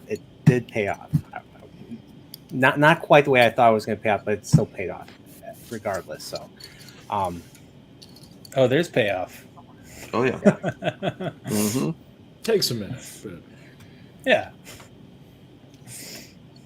So I believe now we're at the 5 will ride forth chapter. This is it. Now we're getting here. Yeah. Oh yeah. And I think it's Varen that says only 5 can go forward. We can't really go. We can't bring the entire party with her. It would cause too much unwanted attention. So, do you remember your prediction or guess on the 5 will ride forth prophecy? Maybe. Probably not. Pepperidge Farm remembers. Pepperidge Farm remembers. And I think you said the Edmundsfield 5. You thought? I thought that. Well, I was wrong. You happy, Pips? I was wrong. I admit when I'm wrong. So, but yeah, it was the 3 to Varen, Huron, and Ingtar, and then once I learned that, and then 4 come back, I was like, I know exactly who's gonna be biting the dust. You had some spoiler on this for yourself though, didn't you? You said you inadvertently got a. Yep. I accidentally learned that a certain Shinoa, certain member of House Shinoa is a Dark Friend. And the thing was, I was really trying to find anything that would hint that he was a Dark Friend. And to be honest, the only thing that I found kind of off was just him continually saying, I need the horn, I need the horn, I need the horn, I need the horn. But other than that, it didn't really give it away. Like Jordan didn't really give much else to it. Like it was just, think back to when they found the 2 Shinarans and they buried them. Right before that moment where Rand goes into the house. Yep. And Ingtar's willing to give them a proper burial when everybody else is like, and he gets persuaded like, hey, they rescued Lord Agomar, So he was bargaining on like, you do some good deeds and like everything can still come out in the wash. Yep. Yeah. So was he the one that? So if I remember correctly, when the Feldar was attacked, the two people that were holding the gate had their throats slit. Was that Ingtar? Yep. That did the deed. Yes, sir. Yep. Okay. Well, he left the gate open. Whether it was him I don't know personally that or whether he's- he facilitated it. Yeah, I don't I don't know I if we know I- that he had the knife in Yeah, his hand. he let the shadow spawn into Faldara. That is. He also 100%. gave the order. If you recall, there was an order from Lord Agelmar to seal all the gates, and it was like, well, it came from Ingtar, but like nothing comes from Ingtar that doesn't come from Lord Agelmar. Yep. Yeah, there was like a moment where like Rand's like, "What the hell?" Like, so like when he tried to escape initially, they're like, "Oh, orders where no one was to leave," Yep. Right. and then Ingtar says, "Oh, there was no order." Mm-hmm. It was almost like he was gaslighting him. Yep. Okay, and of course the other big thing was so what was revealed was he lets in an assassin. Yep. And the assassin and the one that hits Suwan Sanche. Mhm. Yep. Thank And God the thing was- Sawan is the done thing is he sick, doesn't know- otherwise Ram might have died. Yeah, the thing is he doesn't know who it was meant for. Wasn't Yep. meant for Rand. Rand. Wasn't meant for the Amerlin seat. Yep. Yep. So Yep. do we find out who this individual is ever? Sort of. I mean, it's not really an individual. I don't want to go too far. Sort of is the best answer you're going to get. Read and find I out. mean- No. Yeah, Okay. we can find out. Yeah. It's not something that gets explicitly answered, but I think you get enough to answer. Yeah, you can figure it out with the information you're given. So, sort of read and find out is the best you're gonna get. You gotta read. Yeah. Because I'll be honest, like when I accidentally found out about that, what the first thing I was expecting was I was expecting a big moment where there was going to be a betrayal or something bad was going to happen, and then Well, they'd have to pursue Ingtar or something. For a This second, isn't I the thought kind of Ingtar, Ingtar was man. going to steal the horn. No. This no, is an Ingtar uplifting tale of wanted redemption. Yeah, redemption. That's what Yeah. that's Mhm. what this is. You think? Yeah. I especially- thought the redemption probably would have happened after the fact. Don't know how, but So I Yeah. think so. Hold on. I would love everybody. Do we think all along he is desperate to get the horn for? So there's two takes I've heard. He's desperate to get the horn to get it to the Dark One or to the Shadow, or he's desperate for the horn for his redemption because he believes Rand is the Dragon Reborn. I think just for his redemption in the eyes of the other Shinarans, Because it's Feldara. right. So that's always been my interpretation. I've heard other people say that it's just he's desperate to get it for the Shadow until the Portal Stones, where he lives all those lives and he is sort of scared straight. And Interesting. then his idea changes, and he sees how bad everything goes for him in the Portal Stones, and I walk in the light. I walk in the light. Yeah, Yeah, so, he does. so- Yes, he does. So I've seen both those takes. I like the he believes in Rand, so he thinks getting the horn will redeem him, and the Portal Stones just sort of hammer that idea home because he gets probably the worst, probably the worst out of the group in the Portal Stones, I would probably imagine. Yeah. So I was just curious what you guys thought. But that was, I think it was when Pips Alex, when you guys were doing your Lord of the Rings thing, I was basically saying, hey, I finished The Great Hunt, and I think it was Gadfly that asked me, I was like, what'd you think of Ingtar's redemption? I responded, it was beautiful. It was beautiful. It was is. a very Mhm. beautiful moment right there. Like, just think about it, it's giving me some emotional tear feelies right now. So, but yeah, so what happens is Ingtar basically pulls an Obi-Wan and gives our heroes the chance to escape, the four to escape. Falm, With their, I think they're in a narrow alley. We're skipping a bit because before they escape, we have very limited time. We're talking about Ingtar. We have to talk about Ingtar. Okay. So it allows them to escape, and then we'll go back to the 4 that ride for it, or the 5. Sorry, not the 4, the 5 that ride for it. So, but yeah, Ingtar is redeemed. Ingtar is ultimately redeemed in the eyes of Rand. I think Rand's the only one that knows. Rand does not tell anybody else of his dark friend stuff. He does, protects his friend memory, and that made me like Rand. That makes me like Rand even more. That's something. That's something I think I would do. Yeah. So, but we have to talk about them going into the city and finding the dagger and the horn, and the fight with They go into the High Lord Turok's palace, and they have a battle. They have a duel, and High Lord Turok doesn't have a dinosaur, but he has what's the blade called again? The heron. He has a heron blade. He's like, how do people on this side of the ocean earn the heron blade? And it was awesome. It was just awesome. Gosh, yeah.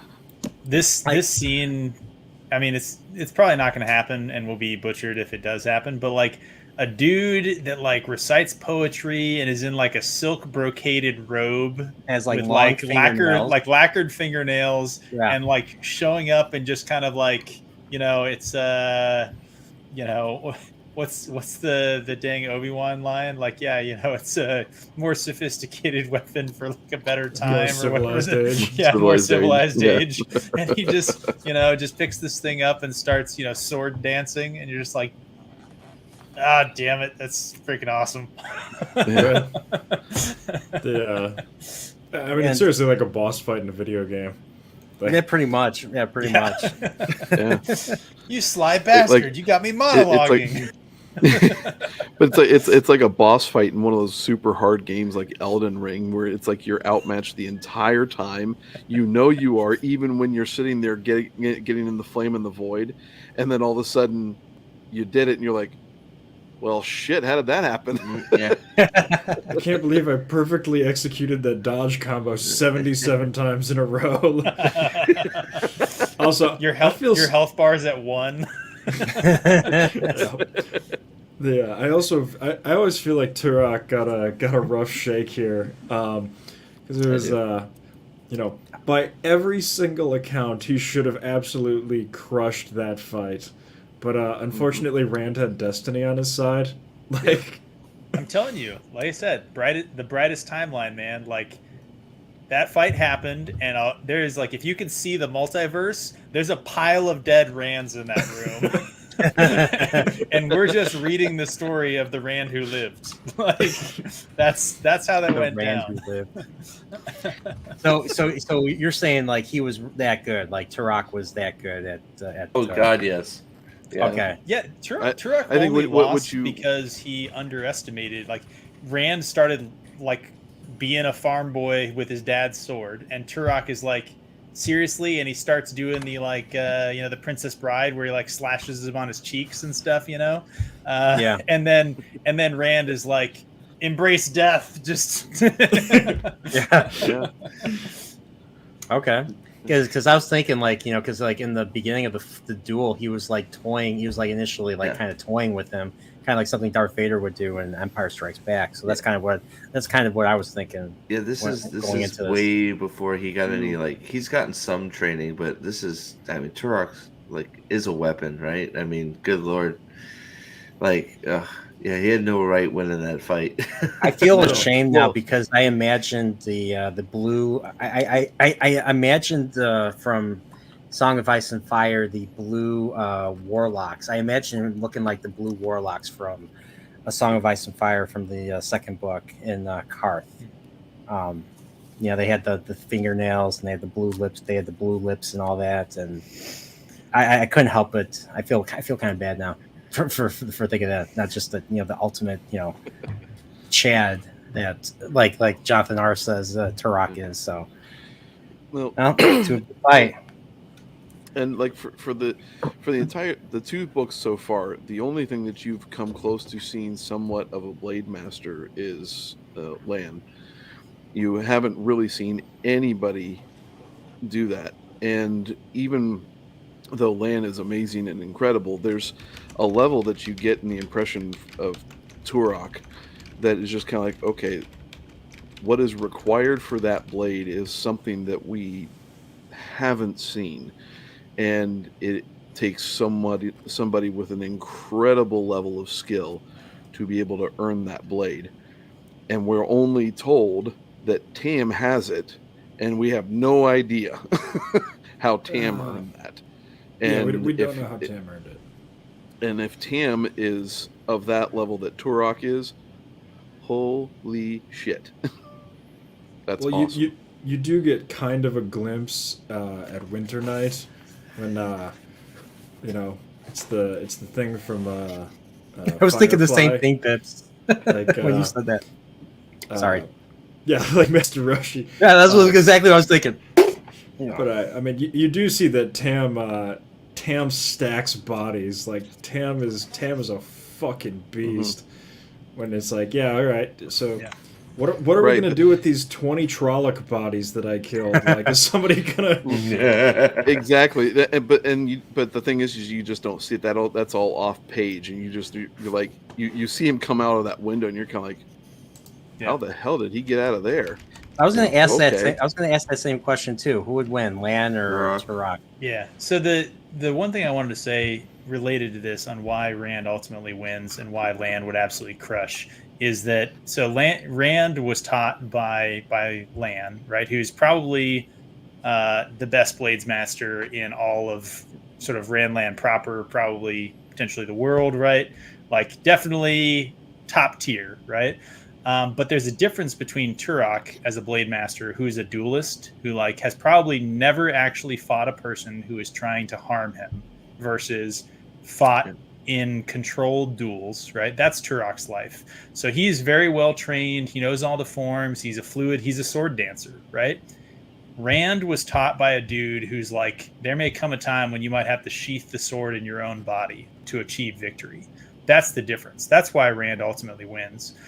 Because there is a difference between a person who's like, every time I pull this sword out, it's because I'm a yeoman who is about my job of fucking stacking shit like cordwood. Like, I am coming out here to do one purpose, and it's not pretty.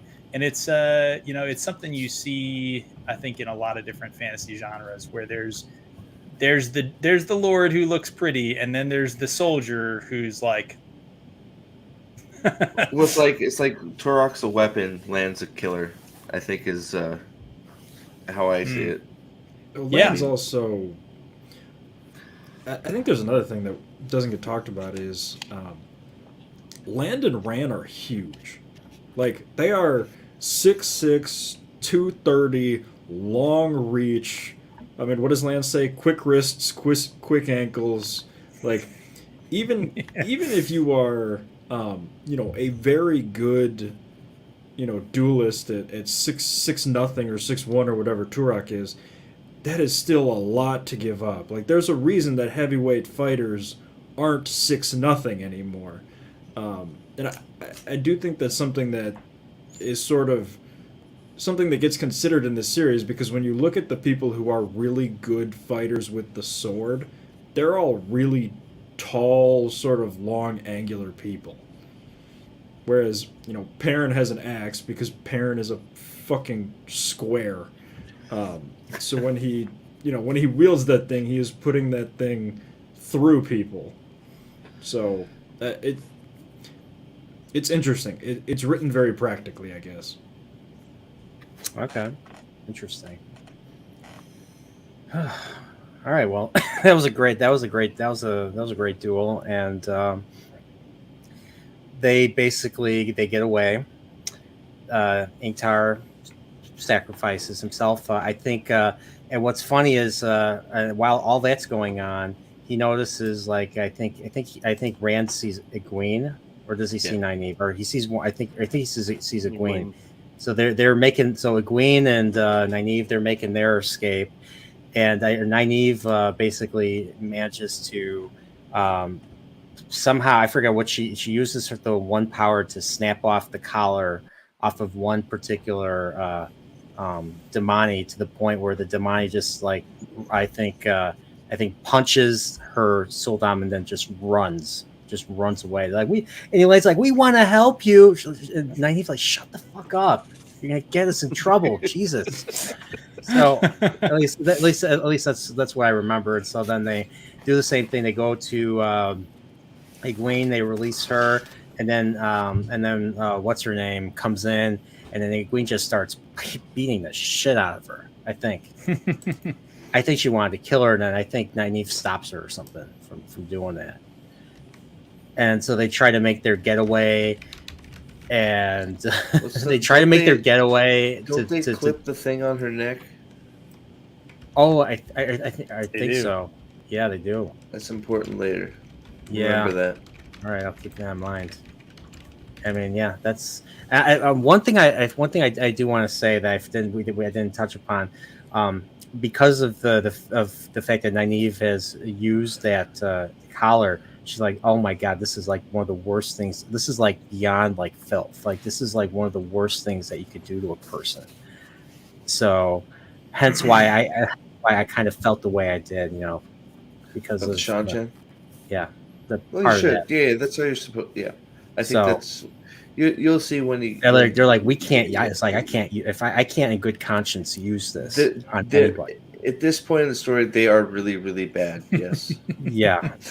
Yeah, Nynaeve can't in good conscience use it on anybody. Nope. Yep. So they're trying. Like I said earlier, they're trying to get the Bail ship, and then and then freaking Egwene decides just to they're trying to get past all these Seanchan soldiers. There's a lot of them, and Egwene just decides to light up a ball and shoot them and have the Damani just start shooting at them from rooftops, and they're like, we have to take fucking cover. And that was it. And that was pretty much it. We don't see them for a while, and then it goes back to Rand, and then we're in the battle. We're at the moment, the most important moment in this book. So they got we have our four, the four that have fled. There's the Seanchan here with the ocean, and then there's the White Cloaks on the other end. And the White Cloaks, Jeffrem is charging, and I'll be honest, I was confused at first reading this. Maybe I'm wrong, but what I'm assuming it was the Damani that killed the White Cloaks and not the fog, because the horn was blown, and that's when the Seanchan killed. Yeah. The Seanchan killed the Legion. Yeah. Jeffrem's a badass, by the way. Just got to get that out there. Yep. Yeah, and like because what's messed up about this was he knew he was going to die. But he's like, we're going to anyways. So basically they just had they were lined up with Damani, and the Damani just like shot like big giant fireballs at the White Cloaks. Is that how they died? It's not very clear. I mean, there's a battle, right? So like, yeah, there's Seanchan, some of their sort of beasts get involved, Seanchan regular soldiers, Damani, like there's a battle. It gets mixed up in the fog. So they it continues on for a while. You don't see all of it, but it's not just like they're running across the field. The Damani just massacre them all like a big meat grinder or something like that. And then turn around and be like, because that's kind of what it seemed based on what I was reading. So I don't think so. What do you guys think? I've never interpreted that way, that it was. But that's all the information I got. That's pretty much like they were there, and then we see the Bornhald's like, okay, he sees what they're capable of. It's like, I'm gonna die, and then he sends Bayer, the crazy dude, the one that follows orders to a fault. Sends him away because he wants his son, Dane, who couldn't be here on stream because he's traveling. Love you, Dane. Dane, so he wants to send word to his son that he's dead or something, or how he died. And what's kind of messed up is buyer cannot see it because of the fog. So why is there a fog? Well, Matt blows the fucking horn. Finally got the horn blown. Horn sounder. I always thought Rand was going to blow the horn. How many titles does Arthur Hawkwing give Matt at that point? Is it just horns? Do they call Gambler. him Gambler, call him son Gambler. of battles, right? Do they call him son of No, battles? yet? Son of Battles is not there. I don't think. I'd have to. I go look forget how many again, I titles he suppose. gives, but I know he calls Matt the Horn Sounder, and fucking, I don't know why, but I love so much that he fucking called Perrin the Banner Man. Like, and fucking like, fuck Yeah. yes. I'm like, fuck yes. There it is right there. There's another Bannerman of few words that doesn't get enough credit in this series, but leave that for another time. Huh? Am I missing something? There's like another random character who like has I think like 3 lines in the entire series who's the Dragon Banners holder for like 5 minutes. Oh, okay. He's just an awesome character. I like him. Isn't there also one of the hometown boys who carries around the wolf banner for like 9 fucking books? Yeah, I think so. But he's not holding the Dragon Banner. The Dragon Banner is the best banner, all right? I don't know. That wolf head banner is pretty dope. It is, but it's not the dragon. I mean, the Dragon Banner is alive. It might as well be a dragon. Come on. Look, fair. all the banners are fucking cool, man. I'm sorry. Like, I'm a fan of banners. I don't know. Fuck the Rose Crown of Andor, though. Fuck them. But, you know. Agreed. All the Two Rivers banners are cool. You good, Nervorio? Yeah, just trying to get the. So the fog is growing thicker, and so we get all these legendary characters come back, or they I don't know if they come back to life or they just appear out of nowhere. I'm curious about that. I couldn't help but think of like when they were fighting them, I was imagining the ghosts from Lord of the Rings, from the movies, from Return of the King in particular. That's sort of how I sort of pictured it, more or less. For me, I don't know about them, but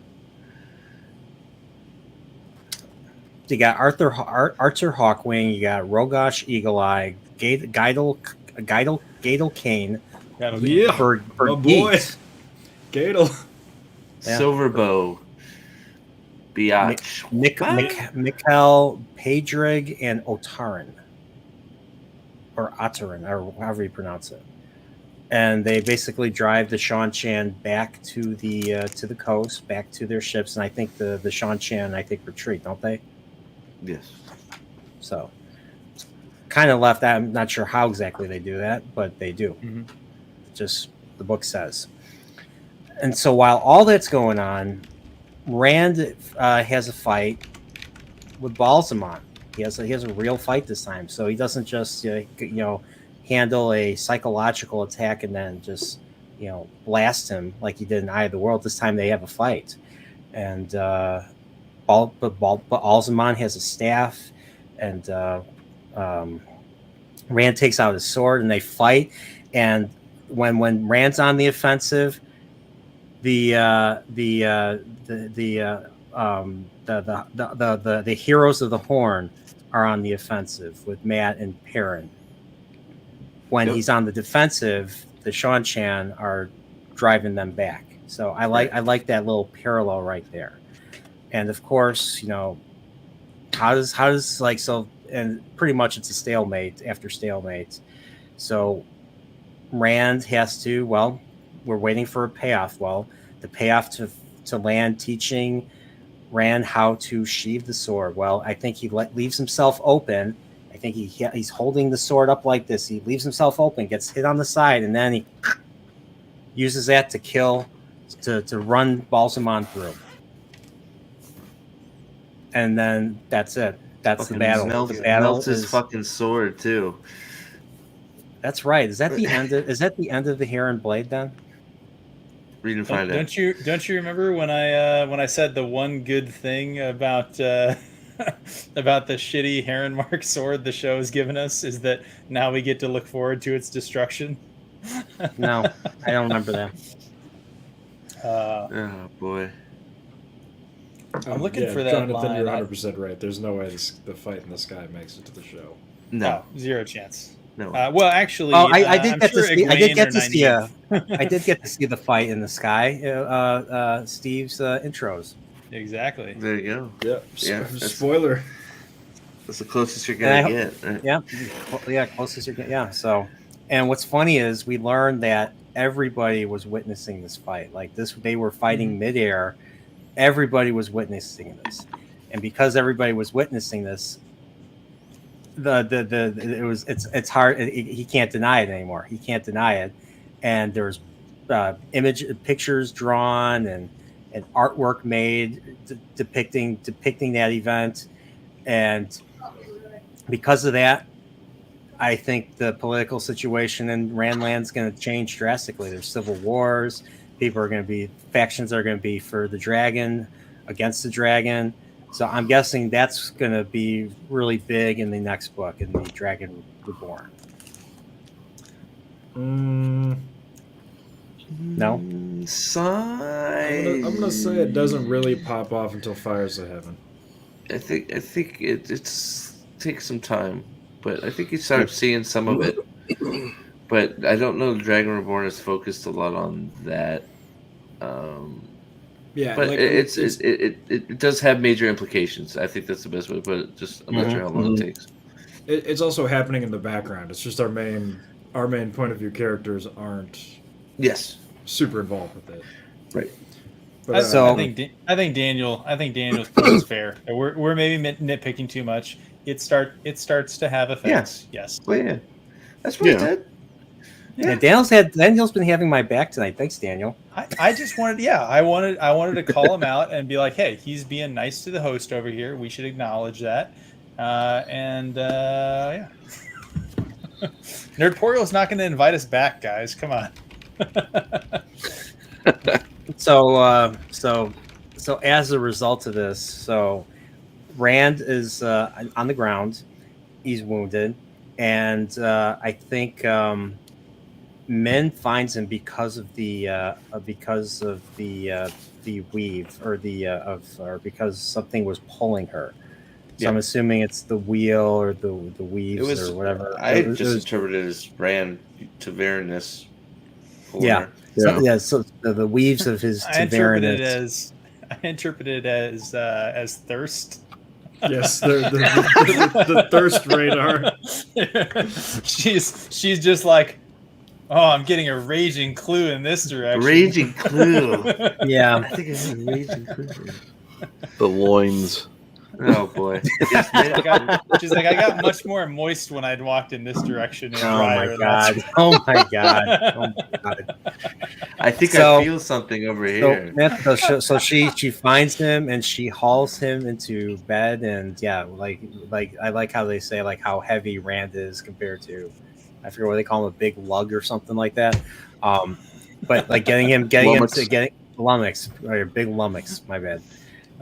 Gets him in the bed, and he's freezing. He's freezing. So what does she do? She takes. I think she take off her clothes and lay with him pretty much. So obviously, super chat. I don't think it said that she took off her clothes, but she did crawl into bed with him to keep him warm. To keep him warm, guys. Nerdporial just imagined her being naked, which I think we all did, probably. Nerdporial describe Min's posterior in detail. Nice. But we get the so I think that is obviously setting up what I think Rand ultimately ends up with.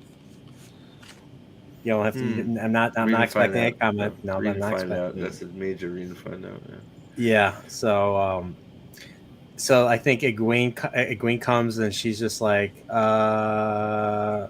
and Min's like, get some help, get Nynaeve. We need to help Rand. So Egwene leaves, and then all of a sudden, a beautiful woman appears, and she's like, "That's Luce there in Telma. That's the Dragon Reborn. Who are you?" "I'm Lanfear, girl." And I think she vanishes. So we get the big reveal that Selene is Lanfear right here. So another Forsaken has entered the mix. So I'm curious how many more. I'm curious how many more Forsaken are going to get introduced throughout the series. Read and find out. Yeah, of course. Has there ever been a worse kept like disguise than the Celine Lanfear disguise? Like, I figured that out right away. Immediately. Yeah. Yeah. They talk about Lanfear. They talk about how beautiful she is. They talk about how she likes just how she had a major affair with Luz Theron, and all of a sudden there's this beautiful woman randomly on this ultimate world or alternate world. She pretends she was obviously feigning her danger. She was feigning her danger, and then she had no fear of anything else, or even the body of the Grom or whatever. And the way she talked to everybody was just like, she's clearly not a regular person. And then she vanishes. I was like, yep, that's got to be an ancient character. That's got to be Lanfear. And I thought of it, and then Dane pretty much confirmed it for me. Yeah, it's true. Two streams ago. So, yeah. Yeah, but you're skipping over something here, Brian. A very important paragraph that I think each of us probably insanely enjoyed. After Egwene tells her that he can't marry, he isn't safe for any of us men, and she says, bitch slapping Elaine basically in the process with her words, speak for yourself. It's like Elaine said, you tossed him aside for the White Tower. What should you care if I pick him up? I think there's something there that you need to add. So right there, it's speak for yourself, Min said. She pulled Rand's face against her breasts. Well, yeah, I was just quoting the dialogue. So Rand is pretending to sleep while getting a sweet motorboat in there, and Min's like, Rand's like, I've been awake the whole time. All right.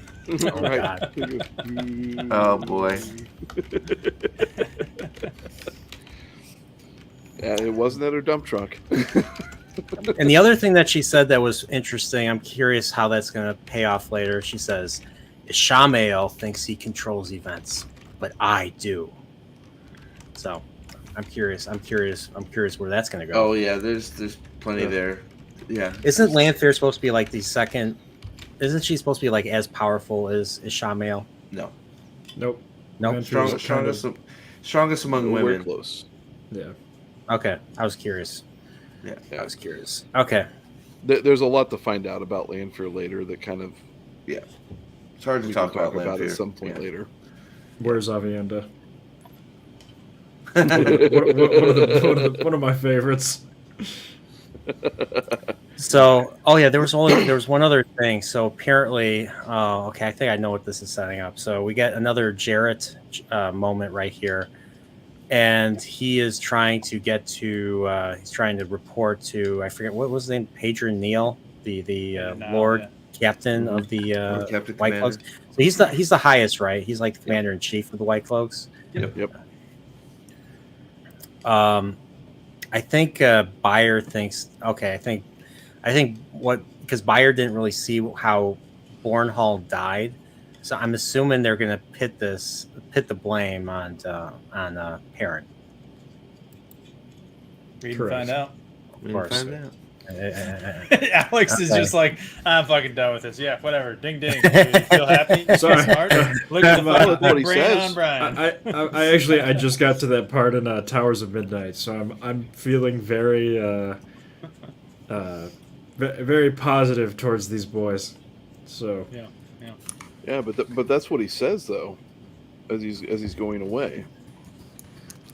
Is that he? Where is it?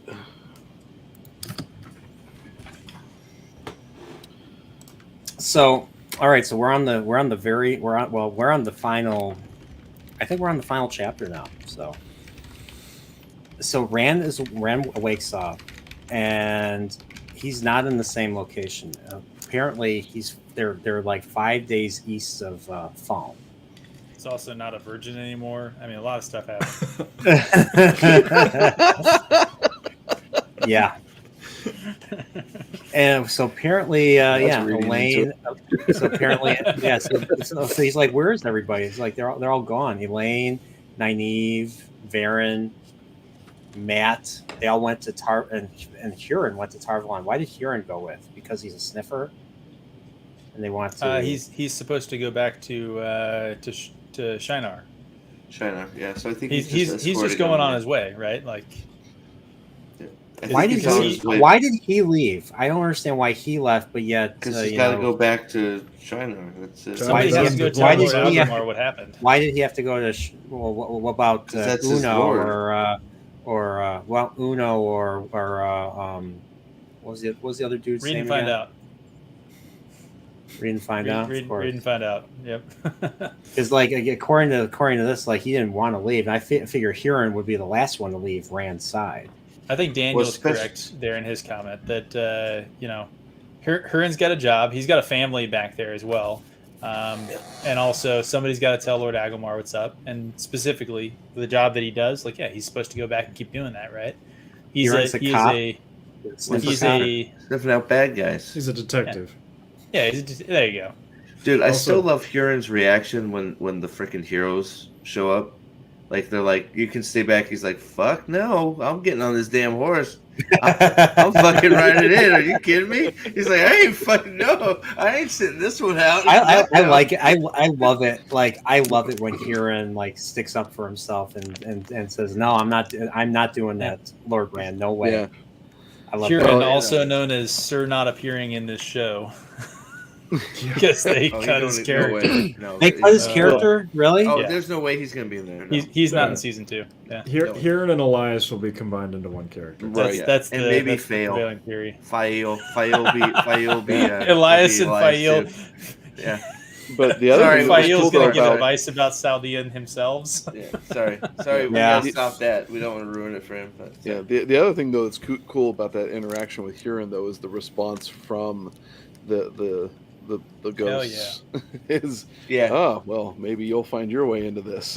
Maybe one more will be added to our numbers. Yeah, it's like fuck yeah, look at her. Woo! I know. He's like I could just see him going. Like yeah, dude. Talk about a way to pump a guy up, getting ready to go into battle. It's like that's fucking. Look at some fucking. And that would be like the ultimate invite to a Shinaran, right? Yeah. I mean, seriously. So, all right. So here's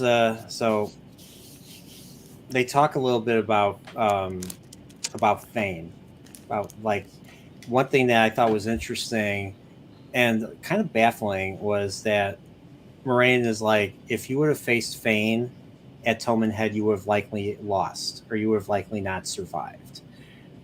And I'm thinking, okay, but then he fought Ishamael and lived. And who's more dangerous than Ishamael or Balzamon? Okay, can I let him in on the secret of the Aes Sedai? No. Sure. Okay. I'm just like I'm not quite understanding. They're not as smart as they claim to be. The Aes Sedai are fucking retarded. They're all idiots. wrong about basically everything. They get everything wrong, but they think they're right, so they can say it. So, okay. So does that mean, okay? All right. I guess I'll read and find out then. They have no idea. They have no idea. They have no idea what Fane's capable of. Is basically what you're saying, right? They have no idea what Fane's capable of. They have no idea what Ishmael. They have no idea what the hell Rand fought. Rand's capable of. Yeah. They have no idea what Rand's capable of. Rand should have looked at Varen and said, "Read and find out." Yeah. So, the one thing I'd say, I just read that line that Moraine said to him. I think the end of the sentence is more important than the first part. So, you might not have survived such a meeting, and if you had, you might have been worse than turned to the shadow. So I think she's basically just telling him, and she says it a little bit before that, like, he's a lot more dangerous than you think he is. Like, here's all this stuff. Like, don't underestimate Padden Fane. But I think the Padden Fane might be a fate for the world that is worse than you turning willingly to the shadow. I think that's probably the key part. Not that like him and Padden Fane in a straight up fight is going to necessarily kill, be one he can't win. Yeah, that's at least my thoughts. I think Okay. No, you're right. in And that. plus he has like this.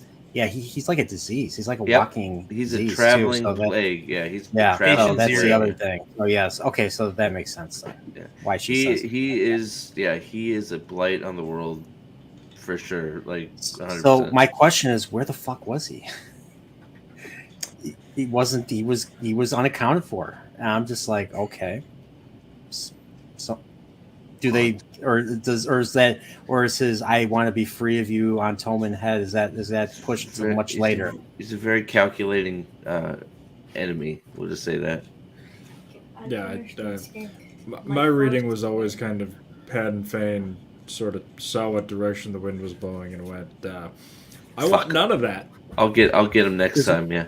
Yeah, because like we only see him very after that chapter where he's like, he's talking to Turok and all that. We only see him very briefly once, and from Nynaeve's perspective. So she's like, I think that's Pad and Fane, and that was it. Yeah. For an incredibly impatient guy, he's very patient. So I think calculating, and I think what Alex said, he saw sort of how the battle was going. All of a sudden, all these heroes are around, and he's like, "No, not this shit. This isn't the time." And he pieces out. Important to remember, he also intended to face Rand with the dagger, That true. and Yeah, that too. he doesn't Yeah. have the dagger. So like he's currently not armed for that fight on to his advantage, Yeah. which is something to remember about. That's a great point, about yeah. Pad and Fane. Yeah, the dagger's not in his possession. That's a great point. Yep. Okay, interesting. That dagger is a thorn in that dagger. Man, fuck that dagger. Holy shit. Can you Oh, imagine shut how up different now. the story would be if Matt didn't get fucking bored and Take the dagger. Yeah, I know. Right? Yeah. Yes. But what that dagger did to that one dude, that one guard, in Ugh. Better Turok- and worse, Turok. honestly. It's interesting you bring that up. If Matt hadn't picked up that dagger, a lot of things would be different. A lot of things would be different. All right. Yeah, it's, that's true. I feel like there's a bunch of things in Lord of the Rings that are like that. Yeah, It's a butterfly flap sort of situation. yeah, 100%. Oh boy.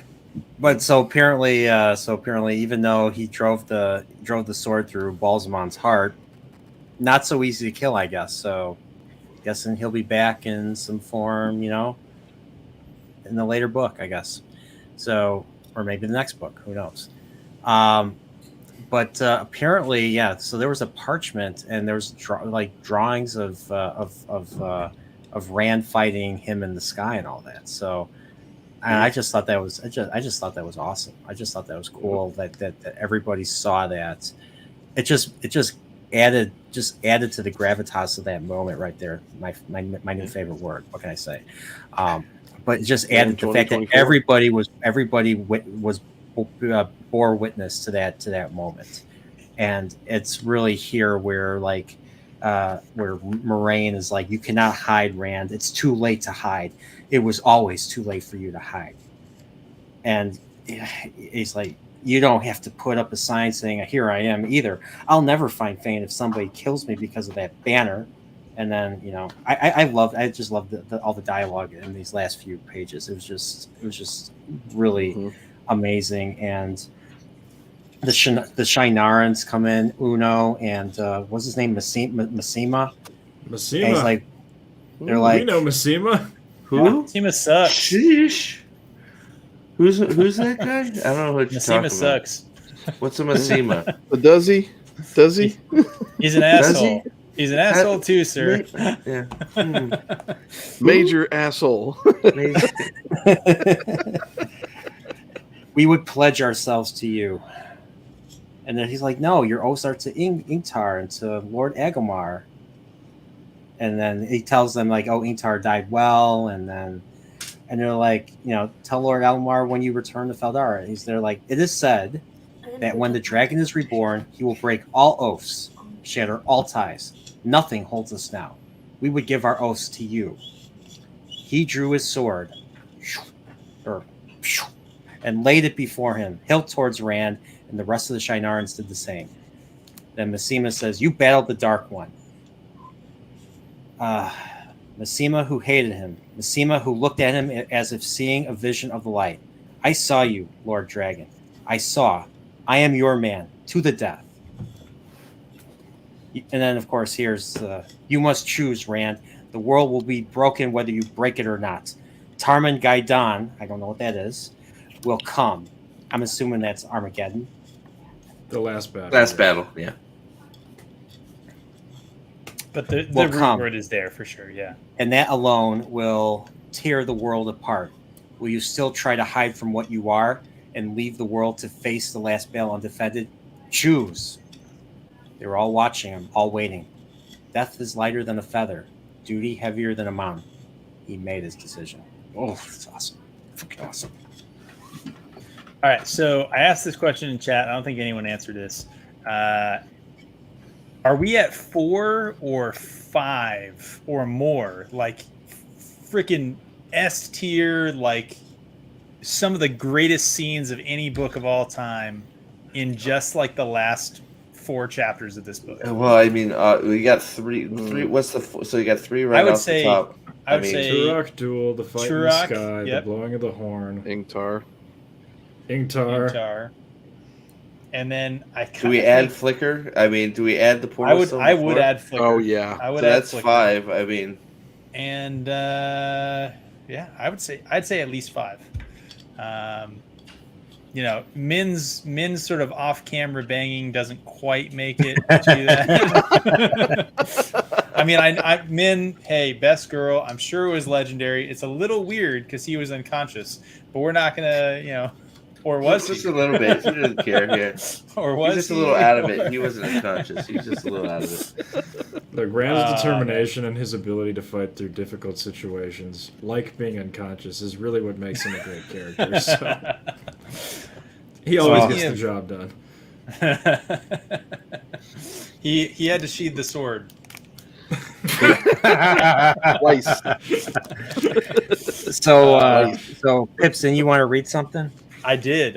Yeah, Gadfly Fiction just came in saying that he wanted to get your response to the Ingtar scene. So I'm gonna read a little section of this because this passage near and dear to the heart of all White Cloaks. So obviously you have the two of them, telling the rest of the party. So 5 ride forth, and the 3 others are told to go on. Ingtar and Rand are alone in an alley, and Ingtar starts, spilling his guts about all of the stuff that he's done. And Rand is like, "Hey, you're not making any sense, right? Say it plain. Whatever you mean, you're talking crazy." For the first time, Ingtar looked at Rand. His eyes shone with unshed tears. "You are a better man than I, shepherd or lord, a better man. The prophecy says, 'Let he who sounds me think not of glory, but only salvation.' It was my salvation I was thinking of. I would sound the horn and lead the heroes of the ages against Sheol Ghul. Surely that would have been enough to save me. No man can walk so long in the shadows that he cannot come again to the light. Ooh. That is what they say. Surely that would have been enough to wash away what I have been and done." Don't call me Shirley, Pips. Man, Had to like break that one.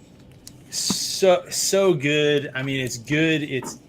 It's his redemption. It's the acknowledgement of beautiful. Rand. It's he doesn't explicitly say this, but that line is actually from it's like a catechism, if you will, from the founder of the White Cloaks. It's a what? So that statement is actually one of the founding sort of documents of the White Cloaks. So you say catechism?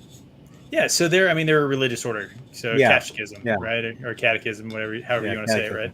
right? So this is one of theirs. The "No man may walk so long in the shadow that he cannot come again to the light." And that was that's the tagline of the White Cloaks. That was our the tagline of our That's subreddit right. before we got banned. And it's such a damn good line. It appears in such an amazing scene. Every time I read this scene, it just hits.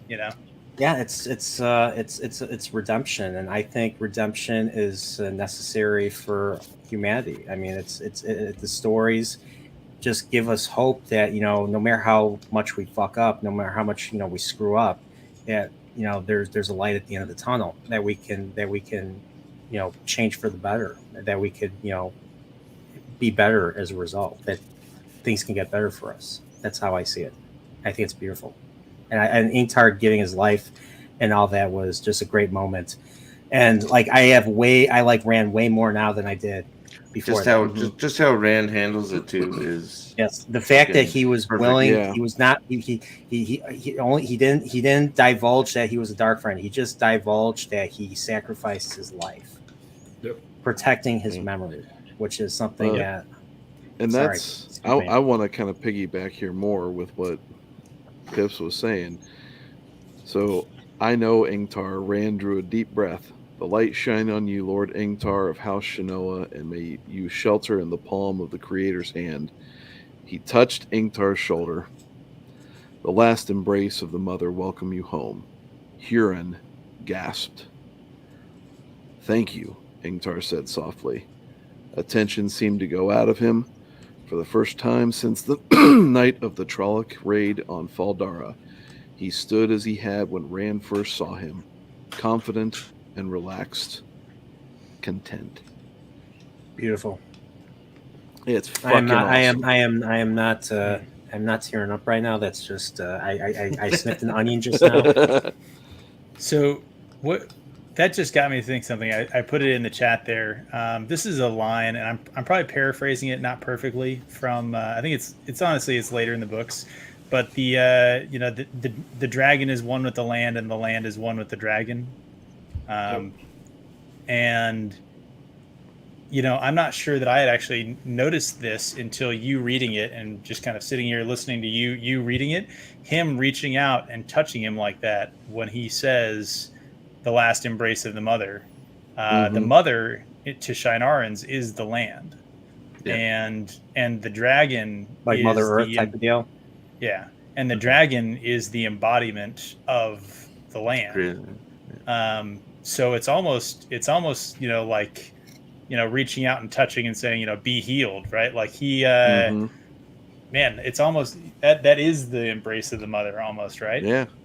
Well, and you It's can also, just read it. If you view Rand as a Christ figure, this is very Also, much yeah. the let your soul be purified and let you pass through the gates of heaven kind of thing. Right. It's Yeah. And the confidence that is assuring there, you can, it's not even written in there, but you can read easily into it and see the eye contact between these two as brothers in this whole ordeal. And so there's an elevating element of this redemption that you get in a very Christian redemption manner of bringing him up to the same level as a redeemer type. Wow, it's crazy. heavy shit. Excellent passage. Absolutely. Yes. Absolutely. And that's the end of The Great Hunt. Great book. Fantastic. Awesome book. It was such an amazing read. I mean, besides the issues that I've kind of brought up, the questions I brought up, it was a great book. Like it was reading it. It was so easy to get through a chapter in this book compared to Eye of the World. Like it just felt, everything felt so. It felt tighter. It felt everything felt important to the story. All the details. I love the world building. Characters grew on me even more. Nynaeve grew on me. Rand grew on me. I feel like there's a lot more breadcrumbs laid out here too. Yeah. Yeah. And I think there's way more prophecies that need to be fulfilled going forward. So Yeah. I liked this book a lot. I really did. And yes. And I can see why people say that this is probably their top 5 or top 4 or top 3. Oh, definitely. I don't know. Top 5 for sure. Like I don't even know that there's. There's some weird easy top people 5. who put all 3 of Brandon Sanderson's books as their top 3. And if you do that, is if weird. you're one of those people who is like, my favorite books are The Gathering Storm, A Memory of Light, and Towers of Midnight. If you're that weird person, It's like then it's very easy to like, yeah, and then goes like Shadow Rising and Lord of Chaos, and now it's bumped down to 6. So is this just like the Star Trek movies where all the even books are good and the odd books are not as good? No. no, The no. first 6 Nope. books are all fantastic. Are all good, And then Yes. I actually like Crown of Swords. 10 is the worst. I- Right? I I would- actually like Crown of Swords. The ending's a little bit iffy. I think 7 through 9 are all still strong. Yeah. And And then you have 10. 10 is weak. I actually like Winter's Heart quite a bit. And then you have 11.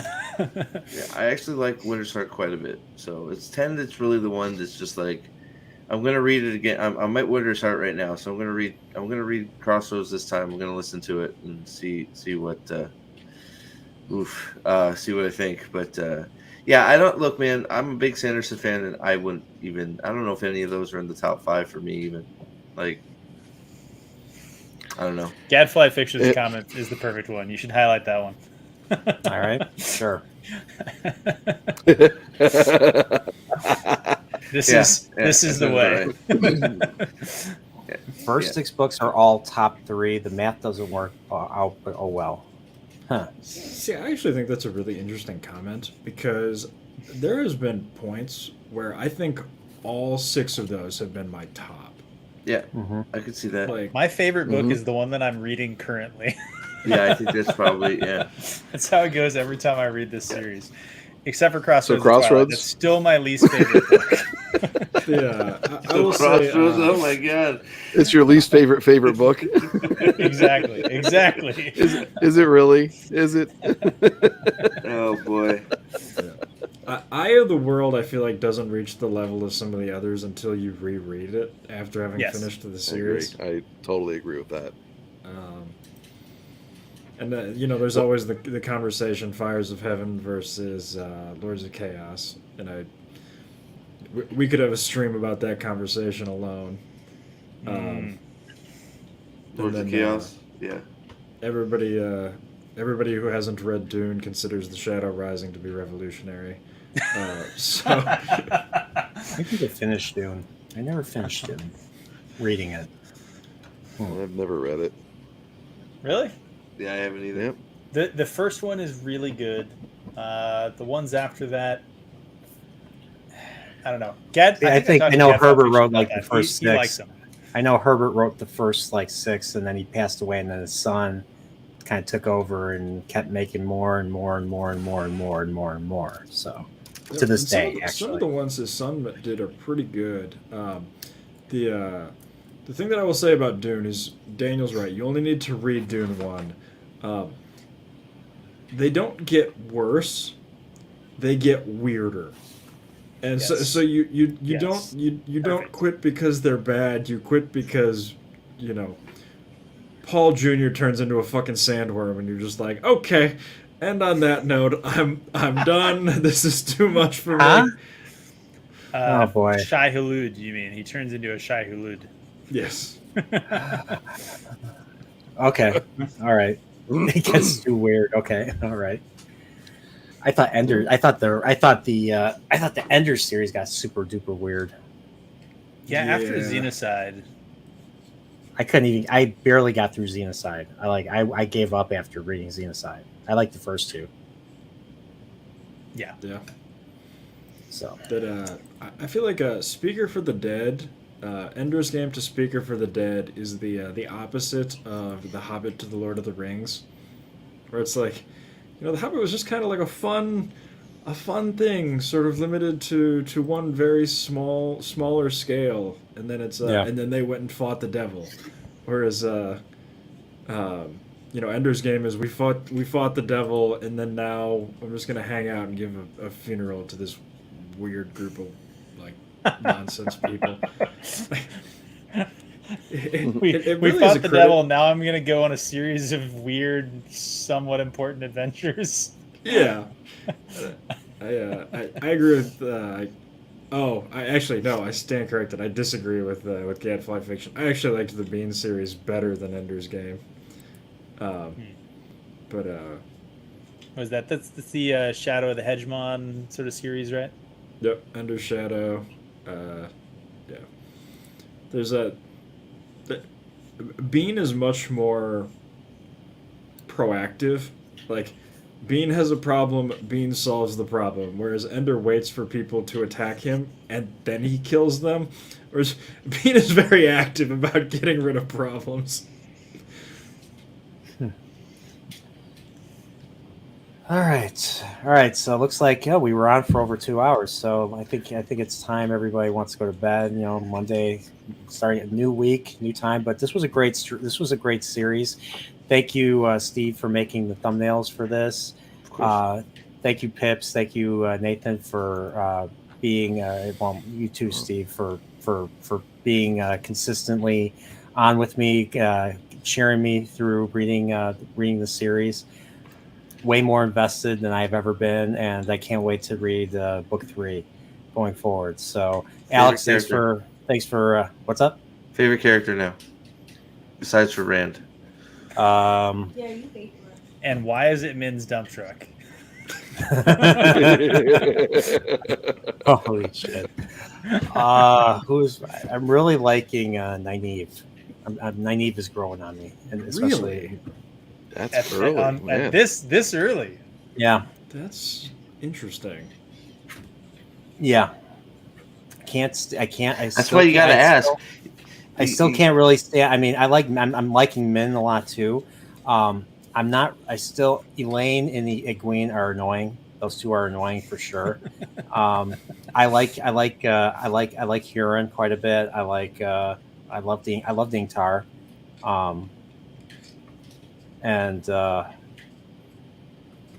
Yeah, it's not an easy answer, but I like them all. I like Loyal. I mean, some of Loyal's stuff was really moving, and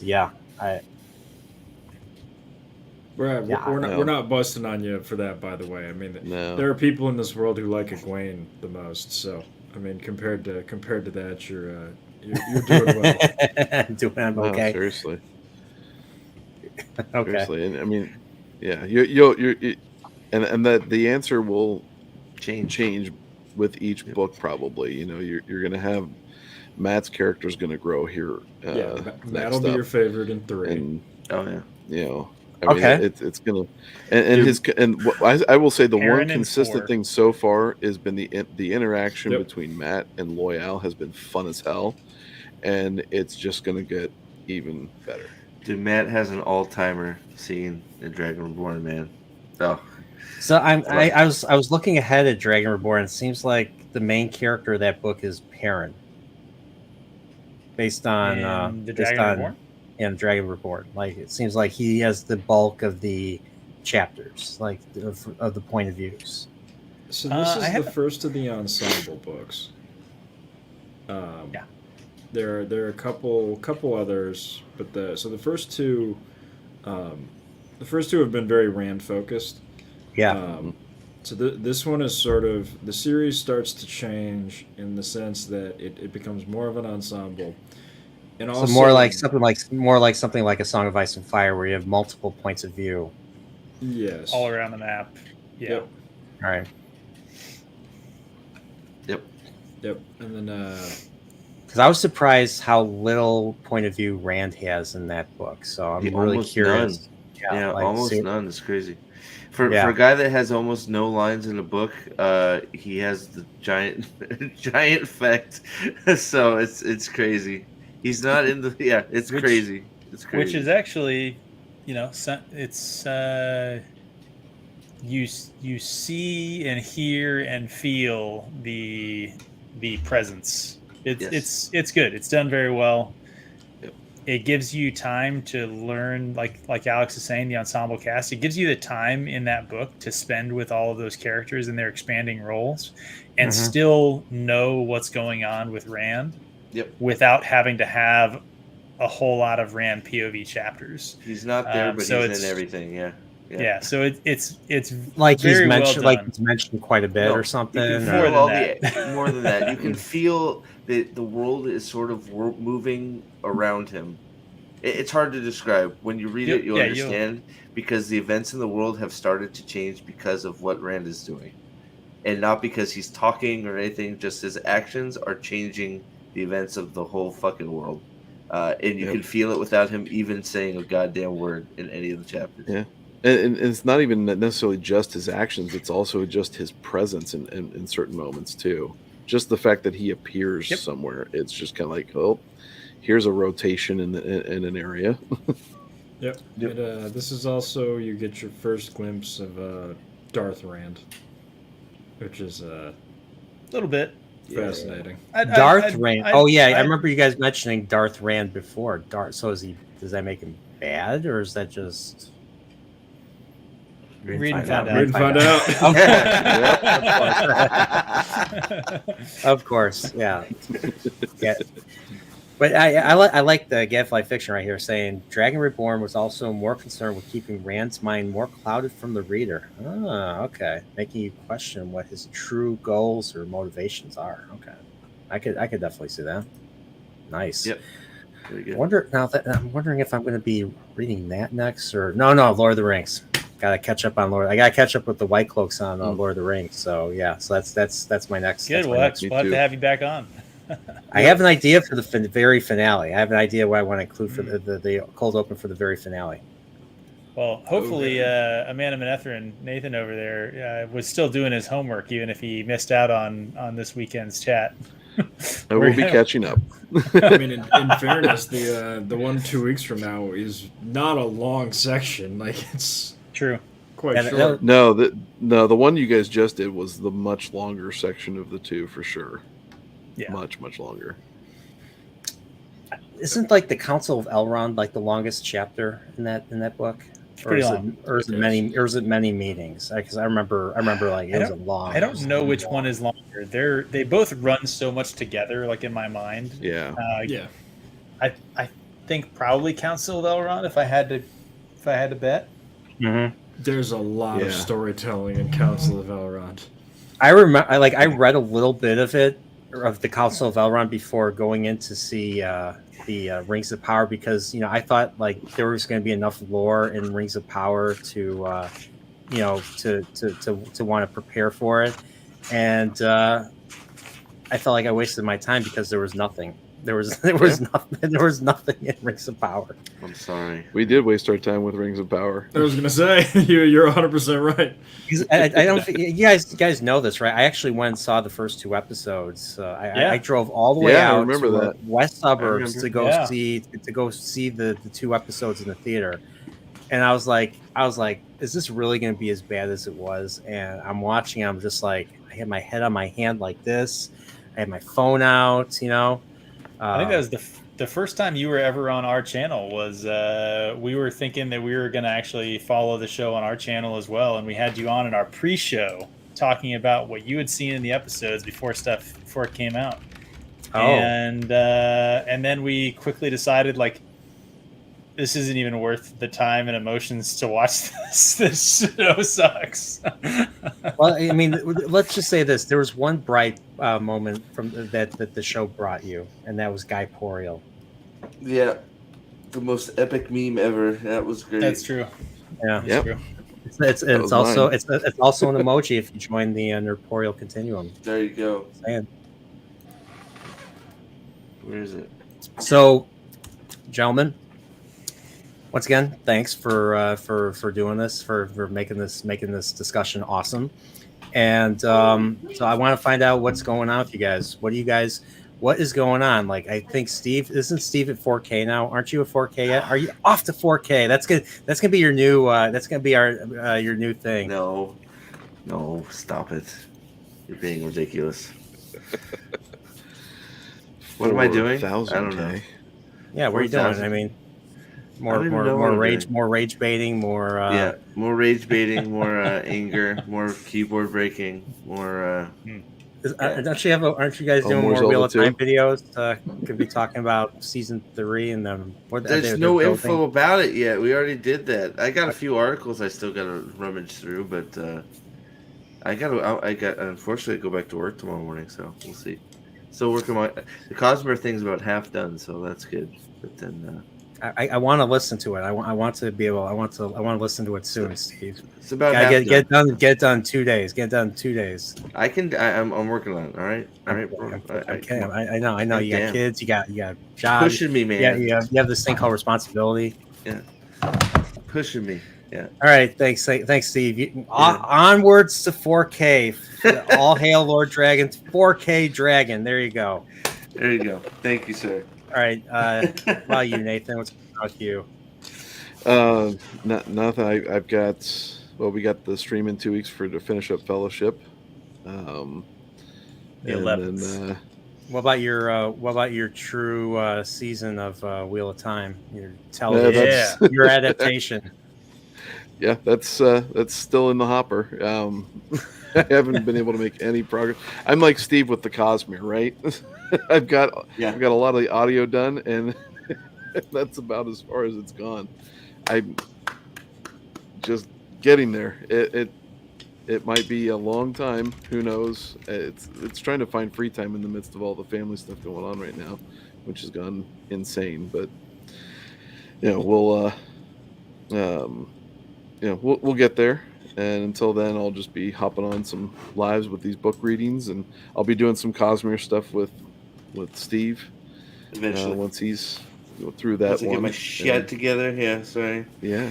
That's Steve's and my hobby right now is imagining us getting our shit together. Yeah, imagining us have time to get our shit done. Yeah, that's about right. I wish I could see. I wish I could see what was going on. Was it Mags? Mags, yeah. Mags gave me 5 gifted. Oh, thank you, Mags. Mags, thank you. I got what's that? Do I have a thank you for Mags?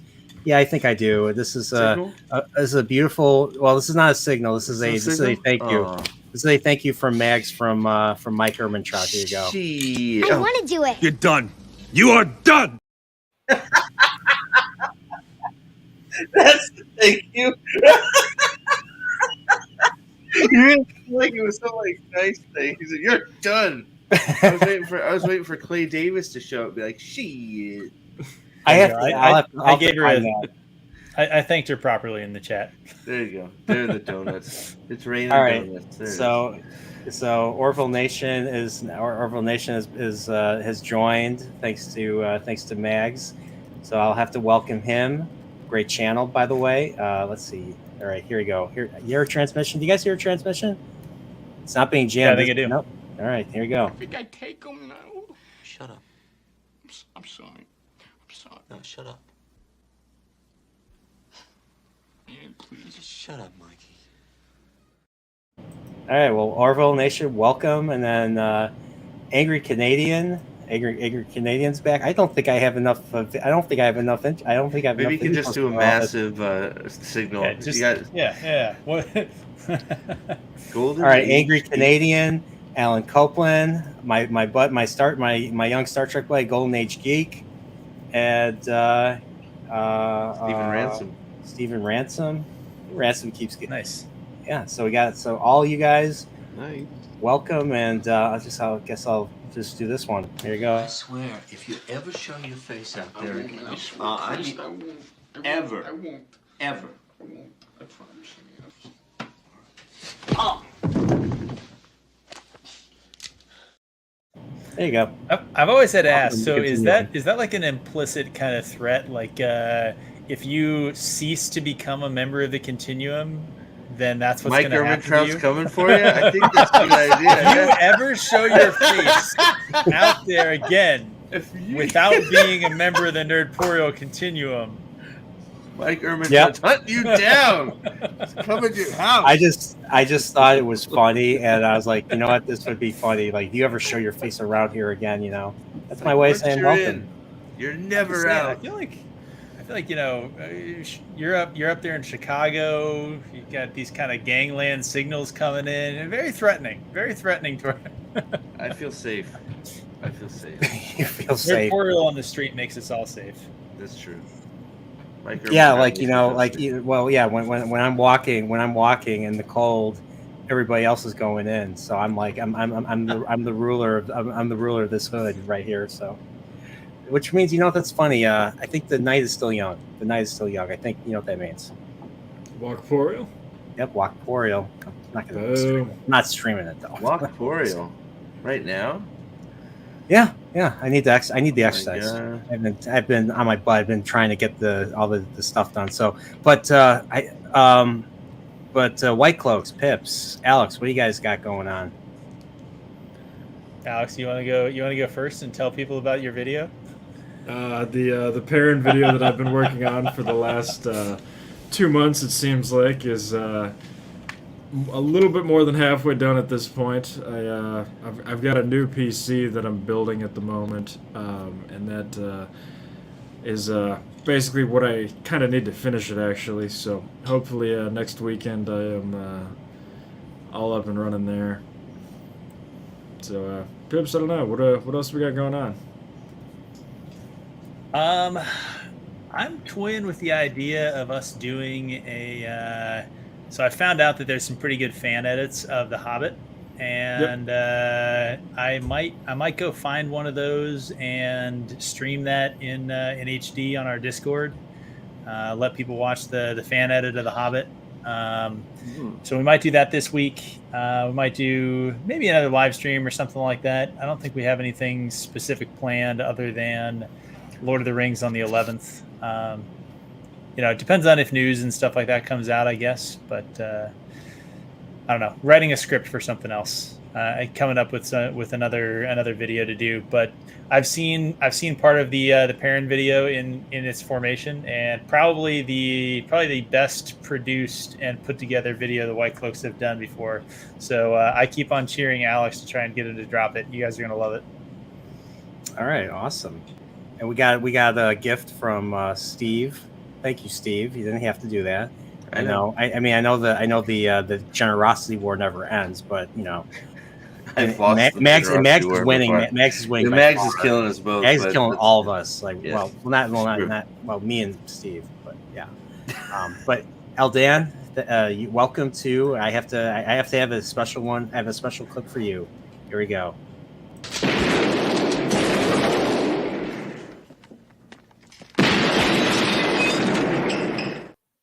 Welcome. You ever leave? Mike Ermintrout's blowing up your house. Seriously, welcome as you gun him down and chase him out. Like it's okay, all right.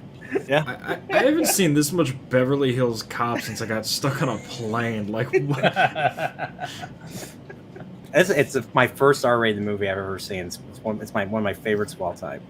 Dude, Eddie Murphy kills it in that movie. Yes, like, he does. But one of the best comedy roles ever. Yes. Sir. Yeah.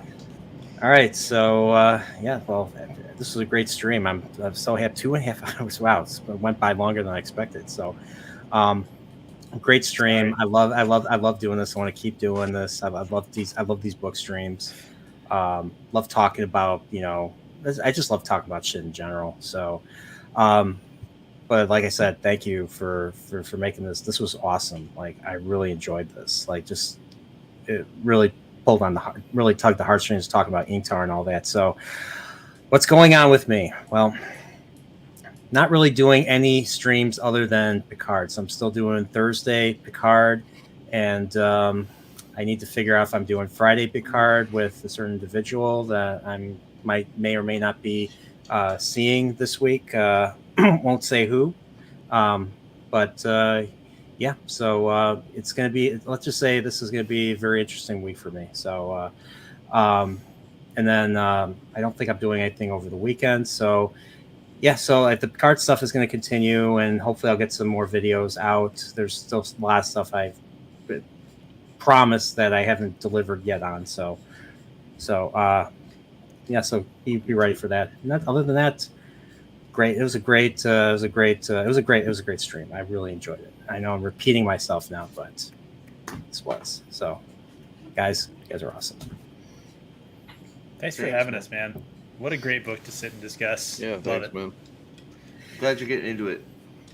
Ready for I- Dragon yeah. Reborn. So. I loved it, and yeah, I can't wait to keep going in the series. I just can't wait to learn more and more about this world, more about these characters, meeting new characters along the way, meeting new bad guys. It's I can't wait to see how this story really opens up and expands itself. So A little jealous that you get to experience it for the first time. So I know, and I know.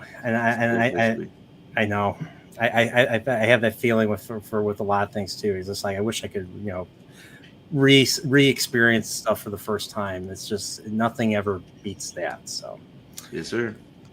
but other than that, I think this is where we're good. It's a great place to close. And I'm going to show the cold intro that was on earlier in case people missed it. I figured it'd be a great thing, and then the outro, and that'll be it. So everybody, take care. May the wings and Nerdporials carry you to the next Wheel of Time book club stream, or whatever I'm going to call this. All hail the Lord Dragon. Walking the light. See you guys. Tried to get it at the end. Missed it. He's slow on the gun. He's giving All hail the Lord Dragon Do it again. I did it. What? Are you gonna hit the button or what? What's happening? Red button, I'm man. I'm waiting You for gotta hit the silence. red button. And now, shit. I started reading the Wheel of Time probably in, I guess, early high school, like freshman or sophomore year. And I got introduced to it by my brother, who I'm actually not sure where he got introduced to it. But I think it's a series that resonated a lot more with me than it did with him, I guess. I've read the series lots of times. I think I've read or audiobooked the last 3 books, I think at least 3 or 4 times. And then I did sort of, sequential rereads as the books came out. So like Eye of the World, I've probably read, I don't know, somewhere between like 7 and 10 times or so. So I've read the series a ton, and I always love talking about this series. It is a fantastic read. Anyone in the chat who's sitting there asking why you'd read a series with 347 books, it's because it's great. It's one of the best fantasy stories out there. You said 347 bucks. That was one of the comments in chat. It was rounding up.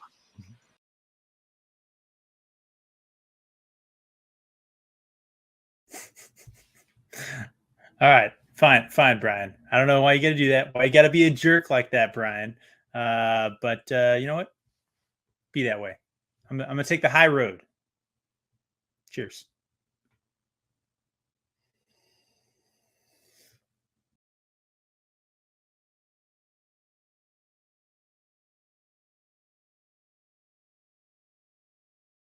I'm a man of Manethrin, and I approve this message.